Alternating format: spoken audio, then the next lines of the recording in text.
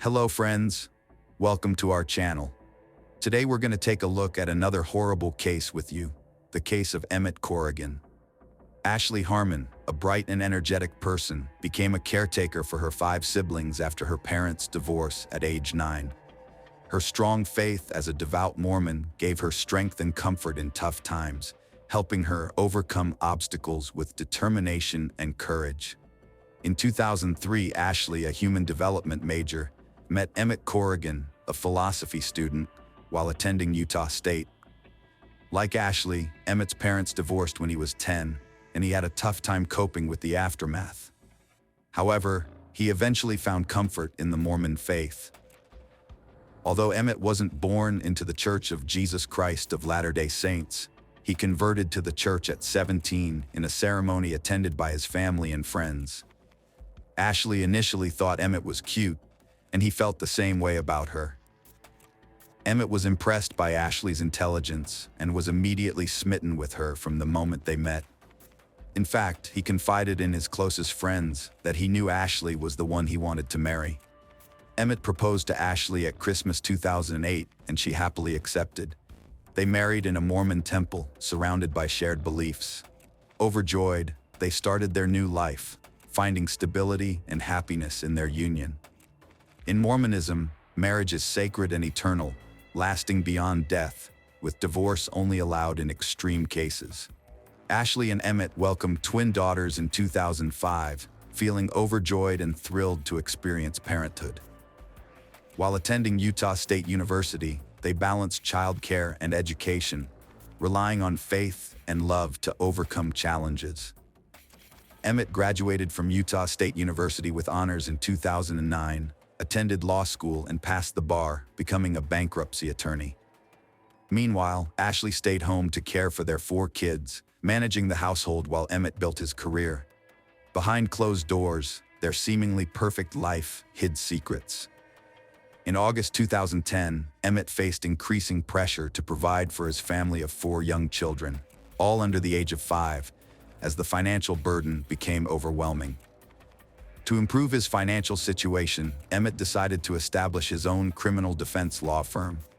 A friend introduced him to Candy Hall, a reputable paralegal with prior experience working for a criminal attorney. Following a successful lunch meeting, Emmett hired Candy as an assistant for his criminal defense firm. Candy Hall's husband was not in the story. It was Robert Hall, the Emmett, who was a great dad and worker. When his wife, Ashley, got a job, he was thrilled. But as his business and family responsibilities grew, Ashley noticed a strain on their marriage.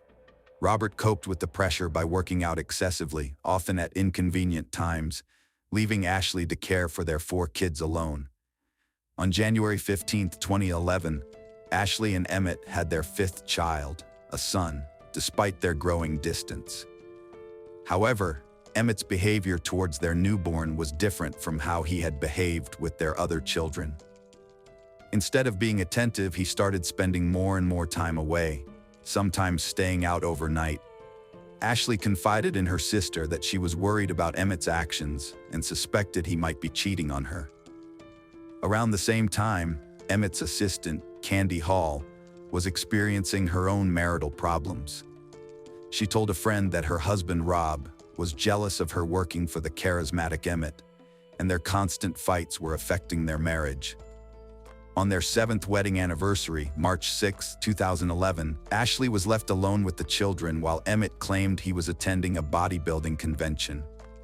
Ashley felt panicked and concerned about her marriage, wondering if she was doing something wrong that made Emmett unhappy. Although she was unhappy, Ashley was determined to work through their problems and make their marriage better, as divorce was not an option for her. Ashley decided to tackle the issue head-on. She planned a perfect evening to mend her relationship with Emmett, cooking his favorite meal and ensuring the kids were on their best behavior. But when he arrived 2 hours late, he turned away from her kiss. Undeterred, Ashley remained steadfast in her goal to rekindle their love, believing it was worth trying to. 2 hours after Ashley finished preparing dinner, the Corrigan family gathered around the table to eat. However, Emmett claimed he wasn't hungry, despite Ashley's obvious effort and attention to detail. It was clear she had invested a lot of time, thought, and love into the meal, but Emmett's lack of interest left Ashley feeling disappointed and hurt. As the rest of the family enjoyed their meal, Emmett suddenly got up, saying he needed to go to Walgreens. He promised to be right back, seeming not to notice Ashley's growing concern. Ashley suspected there was more to Emmett's actions and begged him to stay and connect with her, reminding him of their family's importance. However, Emmett responded harshly, telling Ashley not to dictate what he did. He then left the house, leaving Ashley feeling confused and hurt. On the same day, another issue was emerging in Emmett's life. His assistant Candy and her husband Rob Hall were at a crisis point in their marriage. Despite their love for each other, Rob was packing his belongings, deciding to leave their home, believing it was best to distance himself and start fresh. That evening, Rob phoned his daughter to ask if she was out driving Candy's car. She told him she wasn't. A few minutes later, his daughter drove past Walgreens and spotted Candy's car in the parking lot, but thought little of it. She immediately called her father to report her discovery. Rob's initial reaction was a casual, "Oh, okay." Little did they realize that this ordinary phone call was about to drastically change the course of two families' lives forever. Meanwhile, Ashley lay in bed, her heart heavy with worry, praying fervently for her marriage to succeed. She had been texting and calling Emmett desperately, trying to reach him, but he wasn't responding. Her intuition told her something was wrong, and she couldn't shake off a sense of unease. Around 1 p.m., a 911 call reported gunshots and a screaming woman in the Walgreens parking lot, prompting a rapid police response. As they arrived at the scene, officers were uncertain about what they would find. Had there been a random drive-by shooting, a botched drug deal, a robbery, or something entirely different? Without knowing what to expect, they approached the area with caution. When the first officer stepped out of the patrol car, he was met with a horrific scene. A lifeless body lay on the ground, and a second person, wounded and in agony, was clutching their head. The injured person was rushed to the hospital with a gunshot wound, leaving the police with more questions than answers. Amidst the chaos, one key witness caught the police's attention. Her name was Candy Hall, and she was present at the crime scene. At the hospital, Candy identified the injured man as her husband, Rob, and the deceased man as her boss, Emmett. The autopsy revealed that Emmett had been shot twice, once in the head and once in the chest. Shortly after Emmett's lifeless body was discovered in the Walgreens parking lot, his wife Ashley received a knock on her front door. When she answered, she was greeted by police officers who broke the devastating news. Her husband, Emmett, had been shot and killed. Ashley was left stunned, inconsolable, and bewildered, struggling to comprehend what could have led to this tragic event. After the police informed Ashley that her husband had been killed, a detective asked her about Rob and Candy Hall. Ashley knew Candy as Emmett's assistant, but she suspected that Candy and Emmett were having an affair. The police took Candy in for questioning from the Walgreens parking lot, trying to piece together what led to Emmett's murder and Rob being shot in the head. When detectives asked Candy if she had a romantic relationship with her boss Emmett, she denied it. They also asked if they had ever had sex, and Candy strongly denied that too. Candy told the detectives that she had gone to Walgreens that night to pick up a prescription. She claimed to have run into Emmett by chance in the store, and they decided to go for a drive in his car. As they drove to a gas station, Candy's phone rang. It was her estranged husband, Rob. Candy told Rob that she was out with Emmett, but the conversation turned sour when Rob became jealous and threatened to hurt Emmett. At long last, Candy and Emmett pulled up to Walgreens. As they got out of the car, Candy's heart sank when she saw Rob standing at the entrance, his face red with anger. The air was electric with tension as a fierce argument broke out between Rob and Emmett, which quickly escalated into a physical fight. Just as suddenly, 3 loud gunshots rang out. Candy spun around to see both men lying on the ground. She quickly spotted the gun lying nearby, picked it up and flung it away from herself. Candy couldn't identify who fired the first shot. Rob was shot in the head, stitched up, and questioned by detectives. They found his gun at the scene and asked who it belonged to. Rob said it was his, explaining Emmett and he fought in a parking lot. The gun fell, they struggled, Emmett shot Rob, and Rob couldn't recall who fired the fatal shot due to his wound. Detectives wondered if Emmett might have fired first, since he ended up dead. Since the shooting took place in the Walgreens parking lot, the detectives turned to the security footage for answers. Upon reviewing the footage, they noticed Rob Hall arriving in the parking lot at 9:55 p.m. 1 minute later, Rob was seen entering the Walgreens store, seemingly searching for someone as he rushed through each aisle. The security footage captured Rob exiting the Walgreens at 10:06 p.m. and parking his car beside Candy's vehicle. He then waited there for the next few minutes. Approximately 10 minutes later, Emmett's truck appeared on the footage as it pulled into the parking lot. However, the shooting itself was not caught on camera.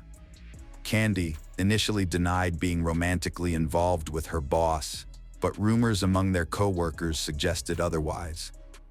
According to their co-workers, Candy and Rob were seen frequently spending time together in his office with the door closed, just 3 weeks after she was hired.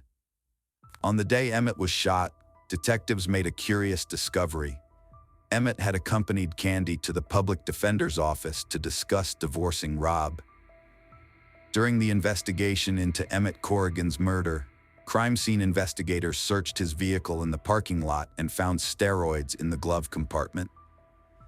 This discovery wasn't a surprise to many of Emmett's loved ones, as he had been heavily focused on bodybuilding and his behavior had changed, leading some to suspect he was using steroids.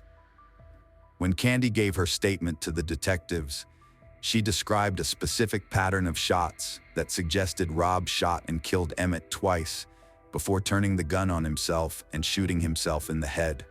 This evidence was enough for the detectives to obtain an arrest warrant for Rob Hall, charging him with first-degree murder. As a result, Rob Hall was arrested and charged with Emmett Corrigan's murder. Rob Hall faced severe consequences for his actions. A conviction for first-degree murder would have resulted in either life imprisonment without parole or the death penalty. When Rob Hall went on trial for the murder of Emmett Ashley, Emmett's widow hoped the trial would bring her some closure and help her grieve. She believed that understanding her husband's affair and death would provide her with a sense of closure. According to the prosecution, Rob was enraged by Emmett's affair with his wife Candy and blamed him for ruining his marriage. They claimed that Rob shot Emmett and then attempted to take his own life. However, Rob's defense team presented a different account. They argued that Emmett was the aggressor on the night of his death and had a history of abusing steroids. The defense alleged that during the altercation, Emmett grabbed Rob's gun, shot Rob, and then Rob regained control of the weapon and killed Emmett in self-defense. Candy Hall, the wife of Rob Hall, was a key witness in his trial. Her testimony during the trial differed slightly from the account she provided to the police on the night of Emmett's death. On the witness stand, Candy claimed to have heard a distinct sequence of shots, stating that there was an initial pop, followed by 2 more quick pops. This revised account supported the defense's argument, which suggested that Emmett had shot Rob Hall first, before Rob managed to regain control of the gun and shoot Emmett twice, resulting in his death. Prosecutors needed to prove Rob, not Emmett, was the Walgreens shooter. They presented forensic evidence that the murder weapon leaves significant gunshot residue, GSR, after firing. Tests showed Rob had 32 GSR particles on his left palm and 23 on his right, while Emmett had 1 on his left hand and none on his right, proving Rob fired the gun. After careful consideration, the jury found Rob Hall not guilty of first-degree murder. However, they did reach a unanimous decision that he was guilty of second-degree murder, meaning the murder was not premeditated. The judge presiding over the case sentenced Rob to 30 years in prison and he will be eligible for parole in 2028 when he is 58 years old.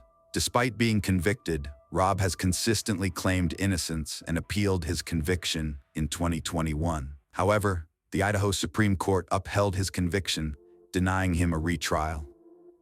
2 months after Emmett's murder, Candy Hall was arrested and charged with embezzlement for allegedly stealing from her previous employer, an attorney. These embezzlement charges were unrelated to Emmett's murder. Instead of facing the original embezzlement allegations, Candy pleaded guilty to the lesser charge of grand theft and received a prison sentence. She was released on parole in 2014, but remains on probation until 2026. Candy Hall spoke candidly on Dateline, overcome with guilt about the incident's harm to her relationships with her kids. She's unsure how to move forward, hoping to prove to them it was a regrettable mistake. Ashley's life was shattered when her husband Emmett was murdered by his lover's husband. She bravely confronted Emmett's lover on Dr. Phil in 2015. Refusing to be defined by grief, Ashley rebuilt her life by leaving the past behind and starting anew. She moved to a new town, and her 5 kids slowly rediscovered happiness. Ashley found love again, remarried, and had 2 more kids. Now she uses her blog to support others who've endured trauma. Hello friends, welcome to our channel. Today we're going to take a look at another horrible case with you. The case of Justine Valdez. Justine Valdez was born in 1993 in Aritao, a town situated 255 kilometers north of the Filipino capital Manila. She was the only child of Teresita and Danilo Valdez, also known as Tess and Danny. Justine attended St. Teresita's Academy, a Catholic secondary school in her hometown of Aritao. While Teresita and Danilo had moved to Ireland for work, Justine remained in the Philippines with family. In 2015, her parents were able to bring Justine to Ireland, and the family settled in the small village of Enniskerry in County Wicklow, near the Dublin-Wicklow border. After arriving in Ireland, Justine immediately began working, studying, and building a life for herself. She was extremely close to both of her parents and maintained constant contact with them when she wasn't at home. Justine was studying accountancy at IT Talat and worked 2 part-time jobs as a care worker and as a waitress in a cafe in the bustling coastal town of Bray. In November 2017, Justine began a relationship with Joseph Squire. Joseph later described Justine as being happy and active, saying she never got up to any mischief. She was way too innocent for that. He added that she was literally the most innocent person I ever met in my life, and I will never forget her. On May 19, 2018, 24-year-old Justine Valdez spent her afternoon with a routine she was familiar with. After completing paperwork for her residency permit, she went to the gym for a workout, wrapping up around 4:20 p.m. Justine then planned to head home, and her mother, Teres, sent her a quick text asking her to pick up some bread on the way. Justine obliged, making a stop at the store before catching the 185 bus bound for Bray, departing after 6 p.m. The bus dropped her off at the village of Enniskerry, a familiar stop near her rural home. From there, a 15 to 20-minute walk typically separated her from her doorstep. This journey, though not arduous for a young and active woman like Justine, became fraught with worry when she failed to return home. Teres, accustomed to Justine's punctuality and communication, grew increasingly anxious as time passed without word from her daughter. Calls and messages went unanswered, prompting Teres to venture out in search of Justine. She scoured the streets, stopping strangers to inquire about her daughter's distinct Asian features and sporty attire, which stood out in the crowd. Despite sightings of Justine disembarking the bus, her whereabouts remained a mystery. Teres's frantic search yielded no answers, leaving her with mounting fear and uncertainty about where Justine had gone and what could have befallen her on her seemingly routine journey home. With each passing moment, Teres's worry deepened, driving her to scour the streets for her daughter and any potential witnesses. Justine's disappearance left her mother in a state of distress, unable to find any trace of her daughter. In desperation, she reached out to the police to report the situation. Detectives promptly took her statement and initiated a search for Justine. At 5:20 p.m., Justine, still wearing her gym clothes, took the 185 bus from Bray to Enniskerry Village, arriving at approximately 6 p.m. From there, she had a 15 to 20-minute walk until she reached home. It was a journey she would never have a chance to complete. Despite their humble beginnings, Justine's parents worked tirelessly to support her education and livelihood. Justine's parents worked as a gardener and housekeeper, respectively. Justine herself was known for her reliability, hard work, and dedication to her obligations.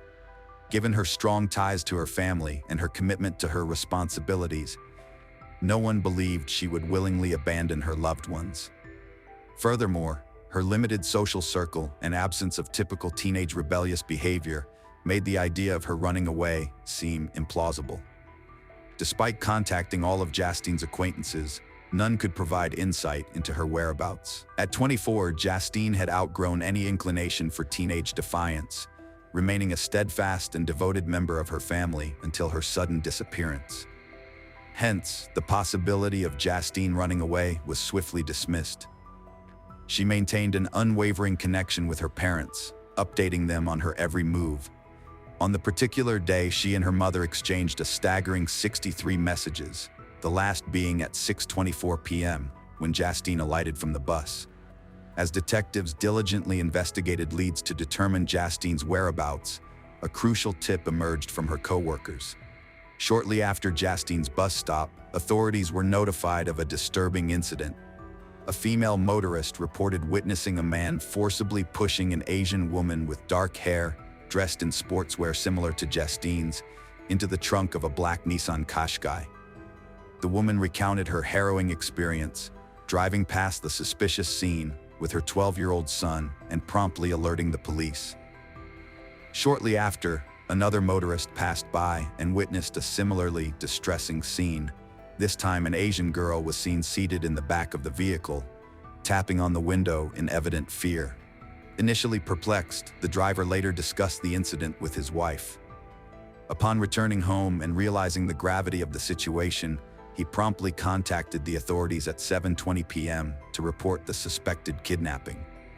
Another concerned driver also contacted the police, citing a suspicious Nissan vehicle driving erratically approximately 6 kilometers from Enniskerry. Patrol officers swiftly responded to the location provided by the initial female caller. There they discovered Justine's broken cell phone and a bag of bread abandoned on the roadside, raising alarming concerns for her safety. Armed with this disturbing evidence, investigators concluded that the kidnapper had targeted Justine as she made her way home from the bus stop. After initial attempts to conceal her in the trunk were thwarted by Justine's resistance, the suspect forced her into the back seat before driving off to an unknown destination. The suspect's black Nissan was promptly added to the wanted list, prompting an extensive search effort involving patrol cars and helicopters. However, the night made the search more difficult, resulting in no result. When day broke, the search resumed, with detectives revisiting eyewitness testimonies and narrowing down potential suspects. One individual, 40-year-old Mark Hennessy, emerged as a person of interest due to his resemblance to the kidnapper's description. Police officers visited his residence, only to find his wife Nicola unaware of his whereabouts since he left for a drink after work the previous day. This information only raised more suspicions surrounding Mark, prompting investigators to delve further into his background. Mark Hennessy appeared to be a pillar of the community, widely regarded as a devoted family man, husband, and father to 2 young daughters, the youngest born just 8 months prior. Hailing from a respected family, he resided in an affluent neighborhood alongside other young families. Mark's occupation as an estimator on construction sites provided a stable income for his family, and he boasted a clean record with no prior brushes with the law. Despite his seemingly impeccable reputation, law enforcement remained cognizant of the unsettling reality that individuals may conceal darker motives beneath a veneer of respectability. With this in mind, the police officers visited the bar that Mark had frequented the previous night to gather more information. The staff confirmed his presence, but noted that his stay was brief. He had left after consuming a single beer and watching some soccer. Unimpressed by the excitement of the match, Mark's return to the bar around midnight appeared to be marked by visible agitation and unease. Upon reviewing the bar's CCTV footage, investigators corroborated the staff's accounts, observing that Mark's stay was approximately 10 minutes before he departed at around 5:40 p.m. Engrossed in a phone conversation, he quickly made his way to his car and drove off, concluding his visit around 11:30 p.m. Interestingly, upon leaving the bar, Mark actually returned and engaged in a conversation with an acquaintance at the doorway before leaving once again. Detectives found themselves puzzled by Mark's whereabouts between 5:40 p.m. and 11 p.m., and the nature of his activities during this time remained a mystery. By this point, investigators had acquired CCTV footage from the bus route Justine had taken, and upon examination, a disturbing revelation emerged. Mark's black Nissan had trailed the bus just 30 minutes after he left the bar, shadowing its movements throughout the day. This revelation heightened suspicions surrounding his involvement, especially in relation to Justine's disappearance. The search for Mark's car and the missing girl persisted unabated, with growing certainty that the two incidents were intertwined. Mark emerged as a prime suspect in Justine's abduction. Despite efforts to track his cell phone, which intermittently powered on and off, Mark managed to evade detection. He made a solitary call to his wife, informing her of his continued absence. Even when confronted by his own family, who pleaded with him to surrender to the authorities, Mark remained obstinate and promptly departed. Mark's parents relayed this encounter to investigators, prompting renewed efforts to locate him. However, Mark remained elusive, staying a step ahead of law enforcement. In a bid for public assistance, the police issued appeals through the media, urging anyone with knowledge of Justine, Mark, or his car's whereabouts to come forward.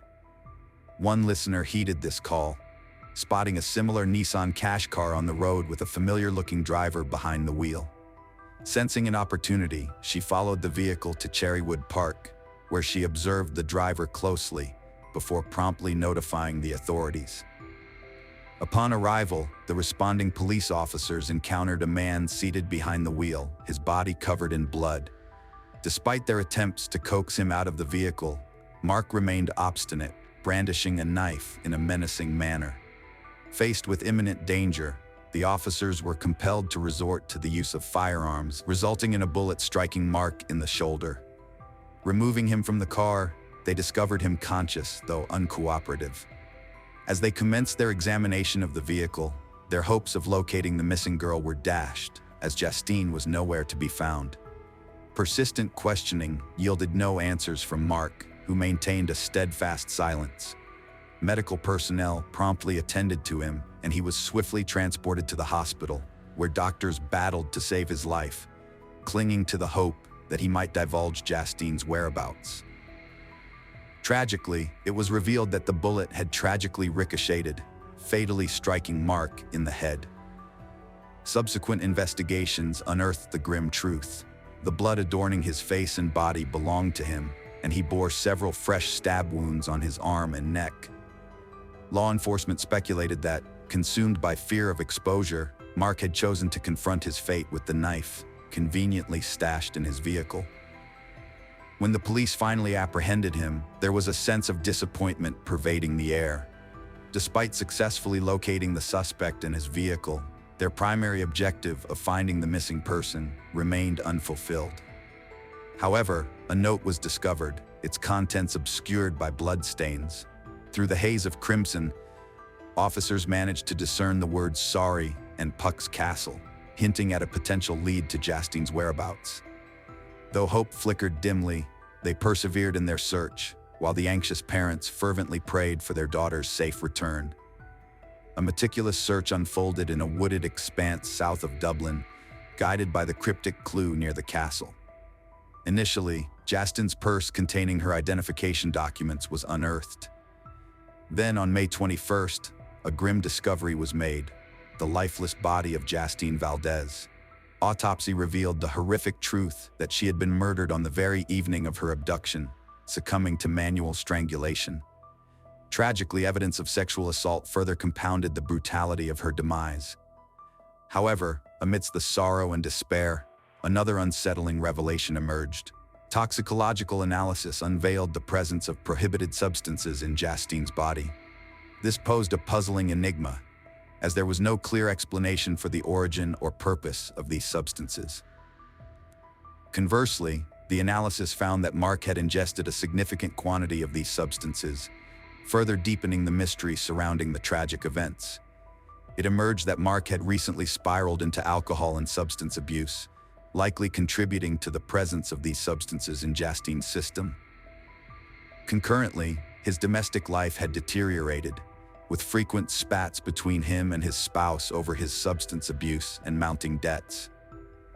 Investigations revealed Mark's engagement with the dating app Tinder, where he actively pursued interactions with various women, including flirting with female patrons at bars. Further incriminating evidence emerged when Mark's DNA was found on the victim's body, reinforcing the police's suspicions about his involvement in Justine's abduction and subsequent murder. Detectives pieced together a disturbing narrative. The murder was driven by sexual motives, and Justine became an unwitting victim in Mark's sinister pursuit of prey. Spotting her while following a bus, he seized the opportunity in broad daylight, brazenly abducting her from the street without hesitation, even in the presence of multiple witnesses. A thorough examination of the victim's and perpetrator's phones revealed no prior acquaintance or communication between them. Their paths had never crossed before, with no mutual connections to bridge the gap between victim and assailant. This grim revelation underscored the tragic randomness of Justine's fate and the calculated brutality of Mark's actions. Upon closer scrutiny, the detective's initial assessment underwent a significant shift.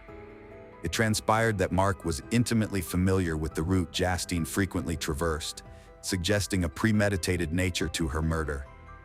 Far from a spur-of-the-moment act, Mark had been meticulously observing her movements, biding his time until he deemed it opportune to strike. The day of the abduction marked a deliberate departure from his usual routine, as he purposefully positioned himself at the bus stop, tailing Justine's every move until he pounced on her unsuspecting victim. The revelation sent shockwaves through the local community, unaccustomed to such heinous acts in their otherwise tranquil neighborhood. Many rallied around the grieving family, offering solace and support during their time of immense loss.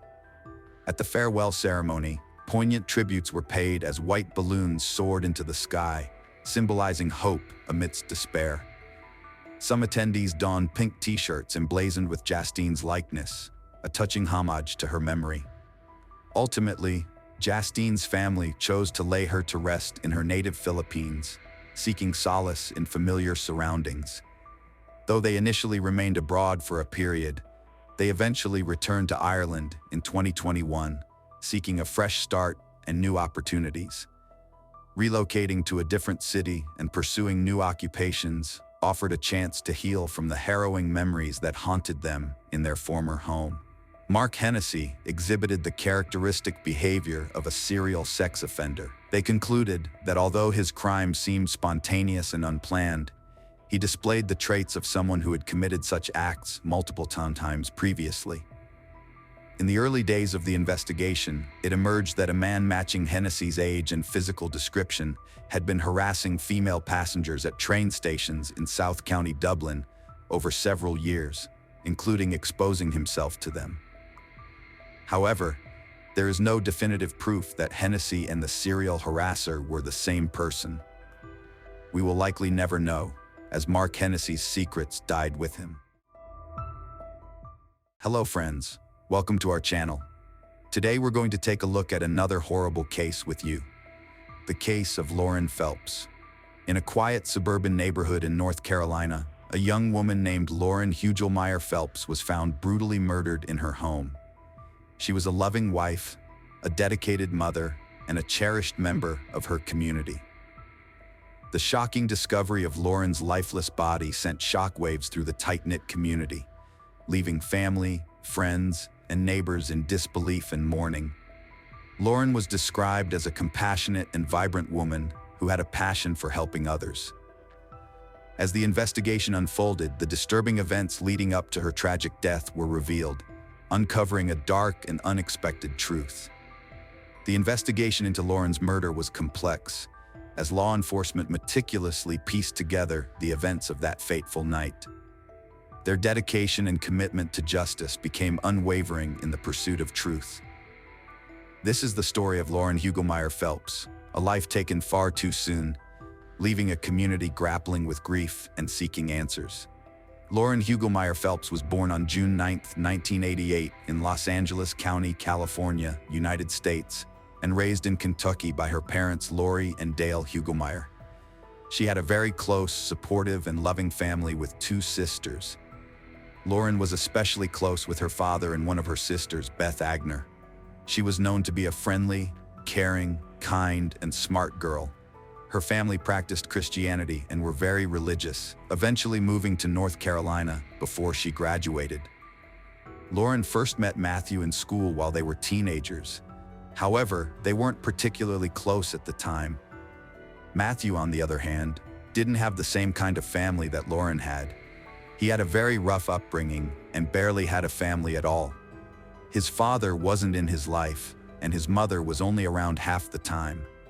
His mother remarried several times, and Matthew was never able to form a bond with any of his stepfathers. Due to his dysfunctional home life, he began acting out and eventually lived with his grandparents full-time. After joining high school, Matthew ended up making friends with the wrong crowd. He and his friends were using drugs and alcohol, specifically quercetin cough and cold medicine. As is known, most cough medicines can give someone a high feeling when taken in large doses, and can even be addictive when abused for long-term use. Matthew's grandparents decided to take him out of public school and enrolled him in a private Christian academy in hopes of changing his behavior and getting him back on track to live a decent life.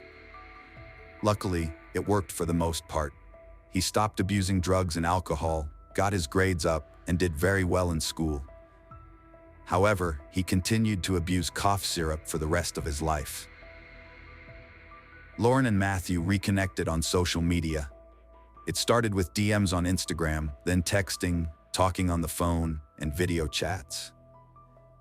They continued this for a while until one day Matthew decided to move to North Carolina to end their long-distance relationship. Matthew was then acquainted with Lauren's family and spent a lot of time with them.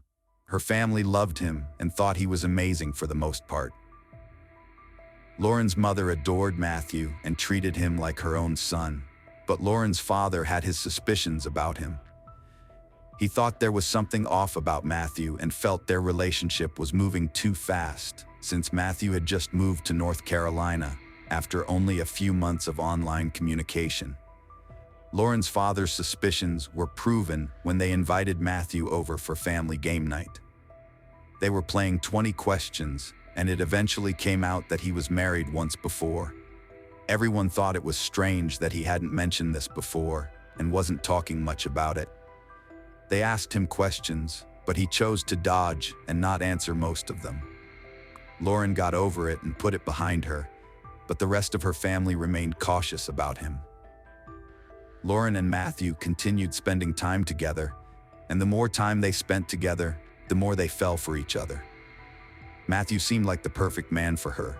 They had a great connection and similar hobbies. He got along with her family, her friends liked him, and they did many things together, including taking trips and vacations. Matthew then disclosed to Lauren that he wanted to become a pastor, and she loved this news. It kind of sealed the deal for them, and she knew he was the man she wanted to spend her life with. They even became engaged later in 2015. The newly engaged couple had an engagement party, but it was mostly Lauren's family and friends who attended. Matthew's mother showed up, but she did something that annoyed Lauren and put a sour taste in her family's mouth. Matthew's mother showed up wearing a white dress, which looked like it was intentional. As everyone automatically knows, you never show up to someone's engagement party or their wedding wearing white. Throughout their engagement, There was a lot of conflict between Lauren and Matthew's mother. Matthew's mother just didn't simply tolerate Lauren for some reason and didn't think she was good enough for her son. Lauren eventually was able to put their issues behind her and continued with the wedding plan. The two became married the following year in November 2016. Lauren and Matthew both loved Harry Potter and Star Wars and decided to have a Star Wars-themed wedding, having the best men hold lightsabers. Despite all that, their marriage began to tumble down as soon as the wedding was over, when they began having many fights, and there was so much stress between the two of them. One of the stresses in their marriage was contributed by Matthew's mother. On one occasion, 6 months after Lauren and Matthew got married, they went to Kentucky to visit his family. Matthew's mother called Lauren and told them they were going to be doing a family photo shoot and everyone needed to wear blue. Lauren was excited and picked out a few nice outfits to bring with her. But when they arrived, she couldn't even participate in the photo shoot at all. As it turns out, the men were wearing blue and the women were wearing white. Lauren was disappointed with that, and even though Matthew mentioned that his mom just might have accidentally misinformed her, Lauren and her family knew that she did it on purpose. Nonetheless, that wasn't nearly the biggest issue they had in their marriage. At the age of 29, Lauren was a highly independent and hardworking woman, while her husband Matthew, 30, studied to become a pastor for their local church. Lauren took up jobs as an auditor, a daycare worker, sold scented candles, and even participated in an MLM company to keep them financially afloat. Having been married for less than a year, the pair looked like a picture-perfect couple through the lens of social media. But the reality of their relationship was much different, which only came to light after the fall of 2017. On September 1st, 2017, Matthew made a frantic 911 call. He told the dispatcher that he had taken Coricidin cough and cold before going to sleep, and when he awoke, he was covered in blood. There was a knife on the bed, and his wife was on the floor with multiple stab wounds. Matthew admitted that he had no recollection of what had transpired, but he admitted to his suspicions of being his wife's attacker. Shortly after the 911 call was made, police arrived at the scene and found Lauren covered in blood, lying in a fetal position on the floor of their bedroom, holding clumps of her hair in both of her hands. As Matthew had described, a knife was found perfectly placed on the bed, and the cold medicine was on the bathroom counter. However, an autopsy later revealed that Lauren was stabbed 123 times in her head, neck, and arms. Some wounds were 4 inches deep, turning Matthew's claims of what had befallen questionable at best. The detectives took him into custody, but when he refused to change his narrative and admit to the truth, they began looking deeper into his life and relationship with Lauren, uncovering a myriad of incriminating evidence against him. During the investigation back at the crime scene, investigators believed that the crime scene didn't seem authentic. They claimed that the cold medicine looked like it was purposely placed there to make it seem like he took it. The knife was set on the bed exactly like he claimed it to be, and everything at the scene just looked staged. It doesn't help that there was little to no blood on Matthew at all, besides a few drops on his feet and his shoes. Investigators said that there was no way he couldn't have any blood on him after a brutal murder like that. Lastly, his entire demeanor at the crime scene was strange. On the phone, he was frantic and crying, but when the police were questioning him in person, he was calm and collected. He seemed quite calm and put together. He seemed almost emotionless. As the investigators delved into his past, they found out that not only did Matthew have a record of abusing medicine in the past and using it to excuse his actions, but he also had a secret Instagram profile called Marty Core Radical for his obsession with American Psycho, the 2000 film about a violent and twisted serial killer. In Matthew's Instagram, there were also a lot of disturbing pictures, including Matthew dressing up as a character from American Psycho. He would also heavily talk about Satan, demons, devil worship, and death in general. In the last photo he posted to his account on the night before the murder, he wrote, Everyone thinks I'm a serial killer. Found an angel to kill. The police also found a journal that Matthew had, which talks a lot about his insecurities with his marriage, thinking he's not good enough for Lauren, how he doesn't feel good enough for her family, and talks about the jealousy he has about the kind of family she had. He also talked a lot about his depression. In an interview with Matthew's friend, he claimed that Matthew told him that he wanted to know how it felt to kill someone, but he thought Matthew wasn't serious at the time. It became quite a shock to Lauren's family when they found out about what he was interested in, and her parents became very concerned because one of the reasons Lauren fell for Matthew was due to how devoted he was to Christianity, but instead, he had other dark secret fantasies and likings. Lauren's friends who were interviewed mentioned that they were having major financial troubles.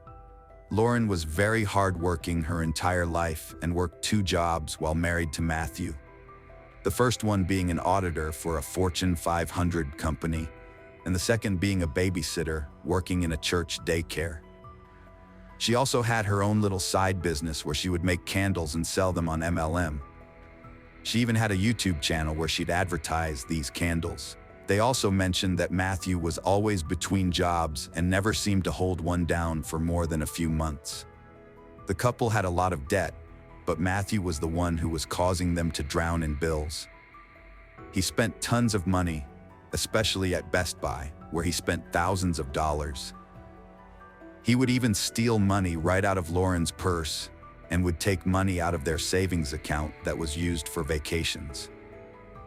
Before she married Matthew, Lauren had around $10,000 saved in her account. At the time of her death, she had a little less than $1,000. Along with the financial issues, they even started doubting each other when it came to being faithful. Matthew was cheating on Lauren, and she had a valid reason for being jealous. Matthew, however, had no real reason to accuse Lauren of being unfaithful. The only reason he had stemmed from jealousy was when he thought a mutual friend at their church had feelings for her, and vice versa, and she didn't. Lauren's friends, including her sister Beth, all mentioned that she would text them all the time about her stress, and told them she was really considering leaving Matthew and that she wasn't happy anymore, and he turned into a whole different person. She just wanted to keep trying at first, because she's religious and didn't want a divorce. All of that changed one night when she was cooking dinner for Matthew while being on the phone with her sister. There was a knock on the door. Matthew answered it and looked back at Lauren and said he was leaving to go hang out with a friend named Valerie. Lauren was upset and mentioned that she was cooking dinner, and he said he would be back soon, and he left. She waited around for him to come back until she received a text from him. "Just eat dinner without me. I'm having way too much fun with Valerie." This was now Lauren's breaking point. She texted her sister and mentioned that she was finally done with him for good. Because of their financial issues, she not only had to put restrictions on her husband's expenses, but she also threatened to walk away from him if he didn't change on one occasion. Thus, the authorities determined that Matthew knew precisely what he was doing when he stabbed his wife to death on that fateful day. Investigators also interviewed their neighbor, who admitted that she and Matthew had a bond at one point. They would often chat and flirt with each other, and they bonded over their similar problems with depression and anxiety. However, she began to distance herself when he started talking to her about disturbing things such as death and suicide. She also had a gun and exposed Carrie's license to him on one occasion, but Matthew walked up to her one night and said, "You know, I can take that gun from you and kill somebody with it." During his trial, the defense didn't have a leg to stand on and had an overwhelming amount of evidence against them. It didn't help that Matthew was stated to be completely aware of what he was doing, and there wasn't nearly enough cold medicine in his system to cause any kind of crime, let alone committing a brutal murder. The creators of the cold medicine he was taking even made a statement that there have been a lot of studies on their product, and no one has ever done anything like this before. Lauren's parents also made statements on her behalf, and investigators mentioned that they found questions in his internet searches asking, "How loopy does quercetin make you?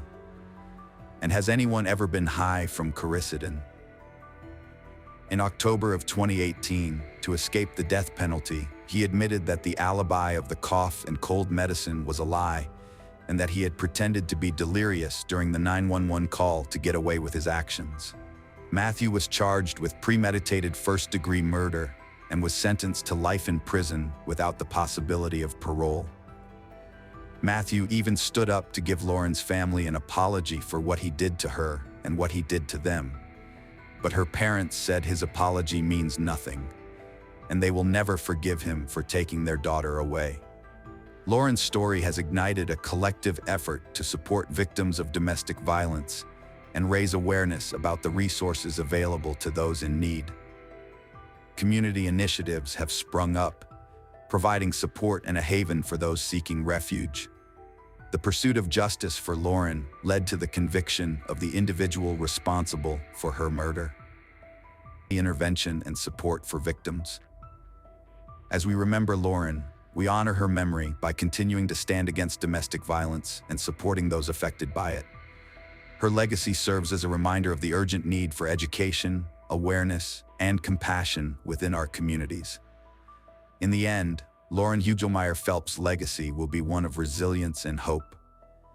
May her memory inspire us to create a world where love, empathy, and support prevail, ensuring that no one should live in fear within their own homes. The sudden disappearance of 27-year-old Kelly sent shockwaves through her loved ones when she failed to show up for work on October 12, 2013. Her colleagues tried to reach her, but her phone was silent.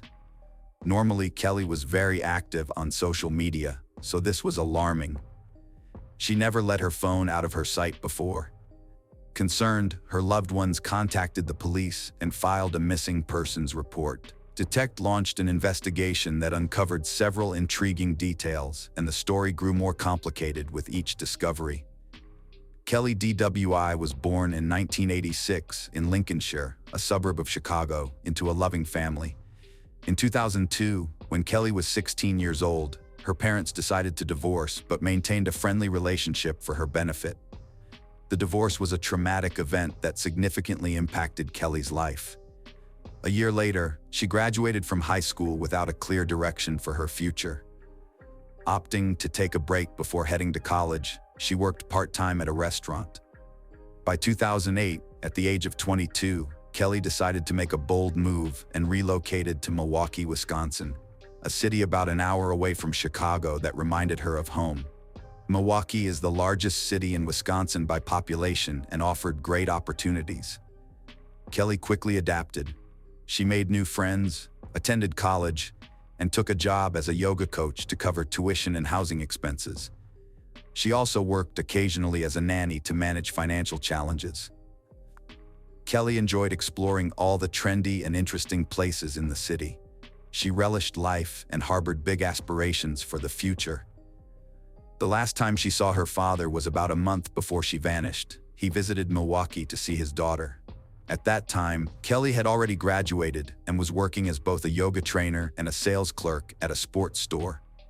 Her coworkers held her in high regard for her fun-loving and upbeat personality. They genuinely liked her.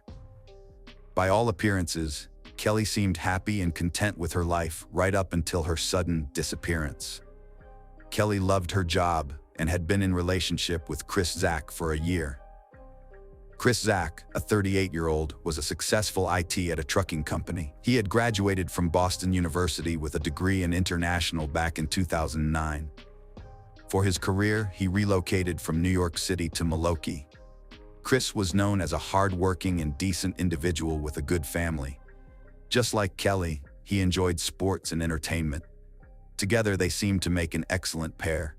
By that time, Chris had already established a successful career, owned a luxurious apartment, drove an expensive car, and accumulated significant wealth on his own. Kelly's father liked Chris and believed he was well suited for her. During the investigation into Kelly's disappearance, Detectives found no evidence of enemies or individuals wishing her harm. All her personal belongings were left at home, which ruled out the possibility of her running away voluntarily. What alarmed the authorities was the absence of any activity on her bank accounts and phone, leading officers to believe she might be in trouble. The last person to see Kelly on October 10, 2013, was her boyfriend, Chris. Investigators invited him to the station for questioning. Chris stated that they met at his luxury apartment in Lafayette Towers and spent some time there before heading to a small bar across the street around 8 p.m. There, they socialized with others and had drinks.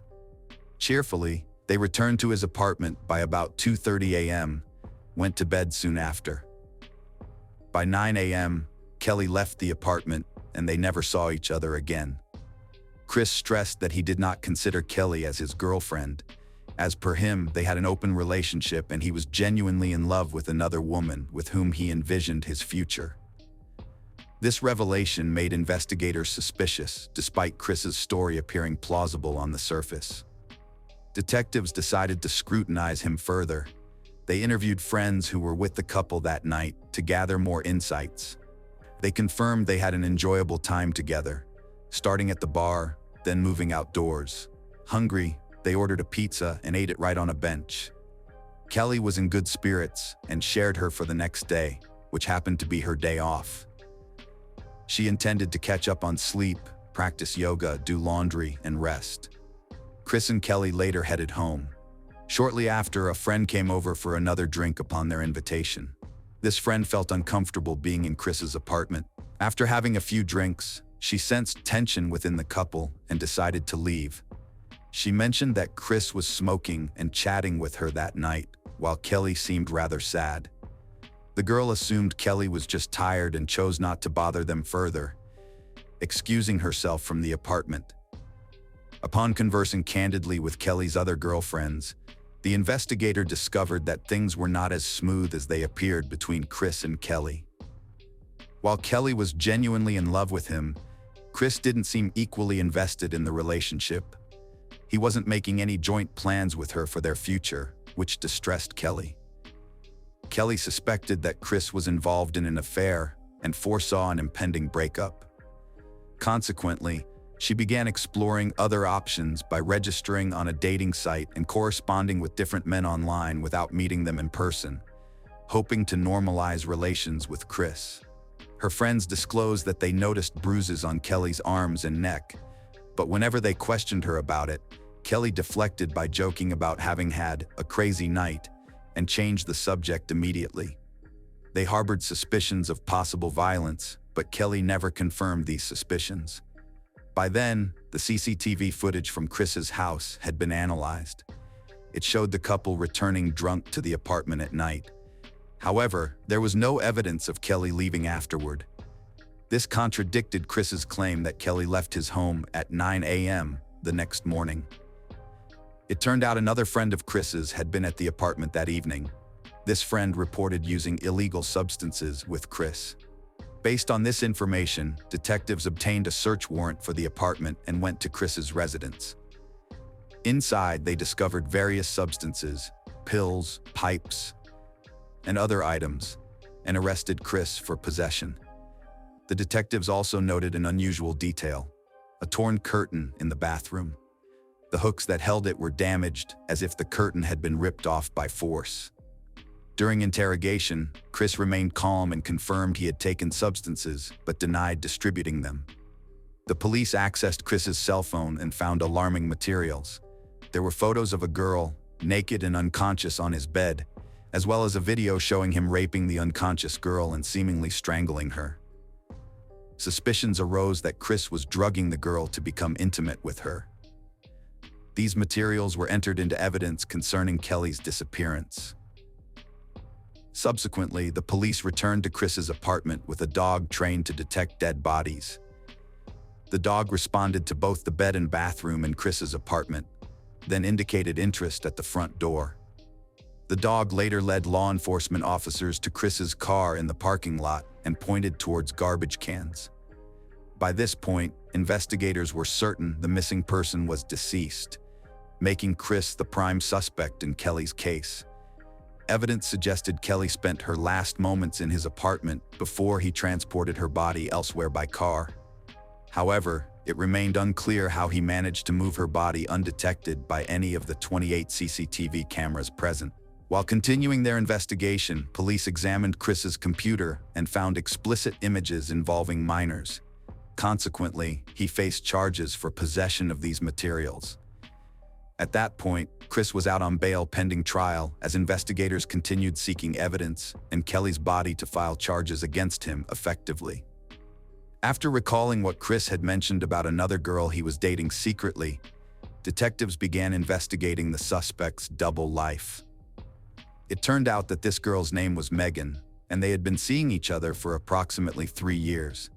However, Megan was unaware of Kelly's presence in Chris's life. The detectives approached Megan and showed her photographs of Chris's apartment. As she examined the images, Megan noticed that several items were missing. They lacked a shower curtain, a rug, and several towels. The bedroom was missing a large golf bag that was always kept there. Based on the description, detectives hypothesized that Kelly's body could have fit inside such a bag. After scrutinizing all entrances and exits within the building, the police deduced that Chris had one alternate route to reach his car without being seen. It appeared he had premeditated this route, studying the house well in advance. Parking lot camera footage revealed Chris arriving with a large bag that he stored in the trunk of his car. Chris departed from his residence at 10:06 a.m. on October 11th. At exactly 10:08 a.m., Kelly's phone was permanently disconnected at the same location. Over the succeeding 8 hours, footage captured Chris making multiple trips to and from the house while loading items into his car. He finally left for good at 6:16 p.m., not returning until the next day. When interrogated by investigators concerning his activities, Chris claimed he was transferring his summer sports equipment to his mother's house. However, no one found this statement credible around 7:30 p.m. on that same day. Chris had planned to meet Megan, but arrived over an hour late. Detectives speculated that during this time, he was likely searching for an appropriate location to dispose of Kelly's body, thus causing his delay. Unfortunately, tracking his movements throughout the day posed difficulties since he had turned off his phone earlier that morning.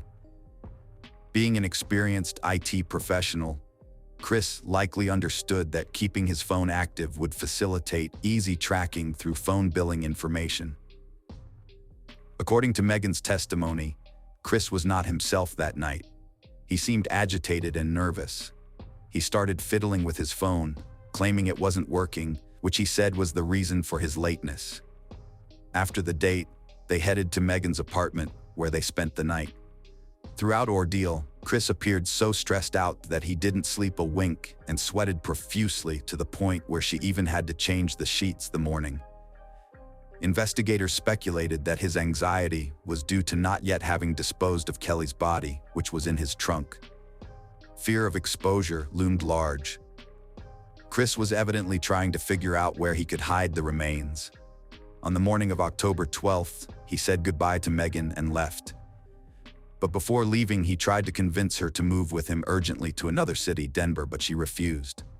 Police officers were able to track where Chris went using his car's GPS. It led them to a place called Cheese House, a cheese store located 130 kilometers from Milwaukee. But why would Chris need to drive that far early in the morning for cheese? Obviously, that's not why he headed there. However, Chris claimed he bought a piece of cheese there for his parents and even had a receipt for the 9:55 a.m. purchase on October 12th. His parents confirmed that he brought them cheese. Yet it was hard for investigators to believe this because similar cheese could easily be bought at a regular supermarket near his house. The police suspected this area might be where he disposed of Kelly's body. Further inquiries revealed that on his way back, Chris stopped at a sports store and bought new sneakers a little past noon, a detail that raised eyebrows. Detectives believed this stop wasn't accidental. They theorized that Chris decided to discard an old pair of shoes, which might have had drops of blood, or leave footprints at the site where Kelly's remains could be found, thus leading investigators back to him. It appeared meticulously planned, as he methodically got rid of all evidence while creating an alibi for himself. The suspect had a sharp mind and aimed to execute the perfect crime. However, investigators were able to convict him of falsehoods. The distance between the cheese store and the sports store was approximately 80 kilometers, a trip he would typically complete in about an hour. Yet, he appeared at the store more than 2 hours later.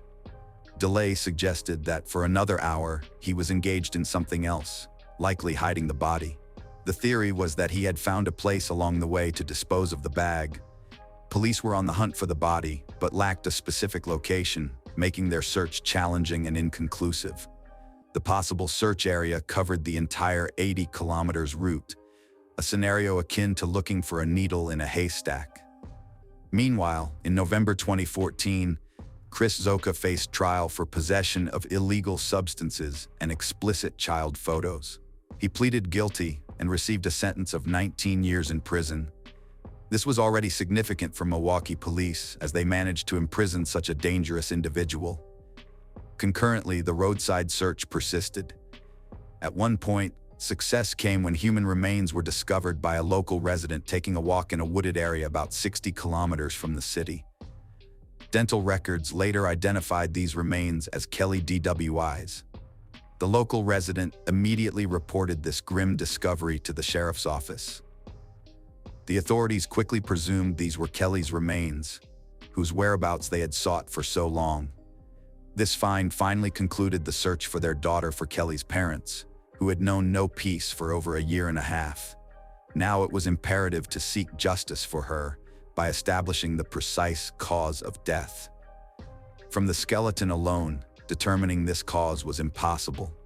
The medical examiner suggested that Kelly might have been strangled. However, since there was no significant pressure applied, her hyoid bone remained unbroken.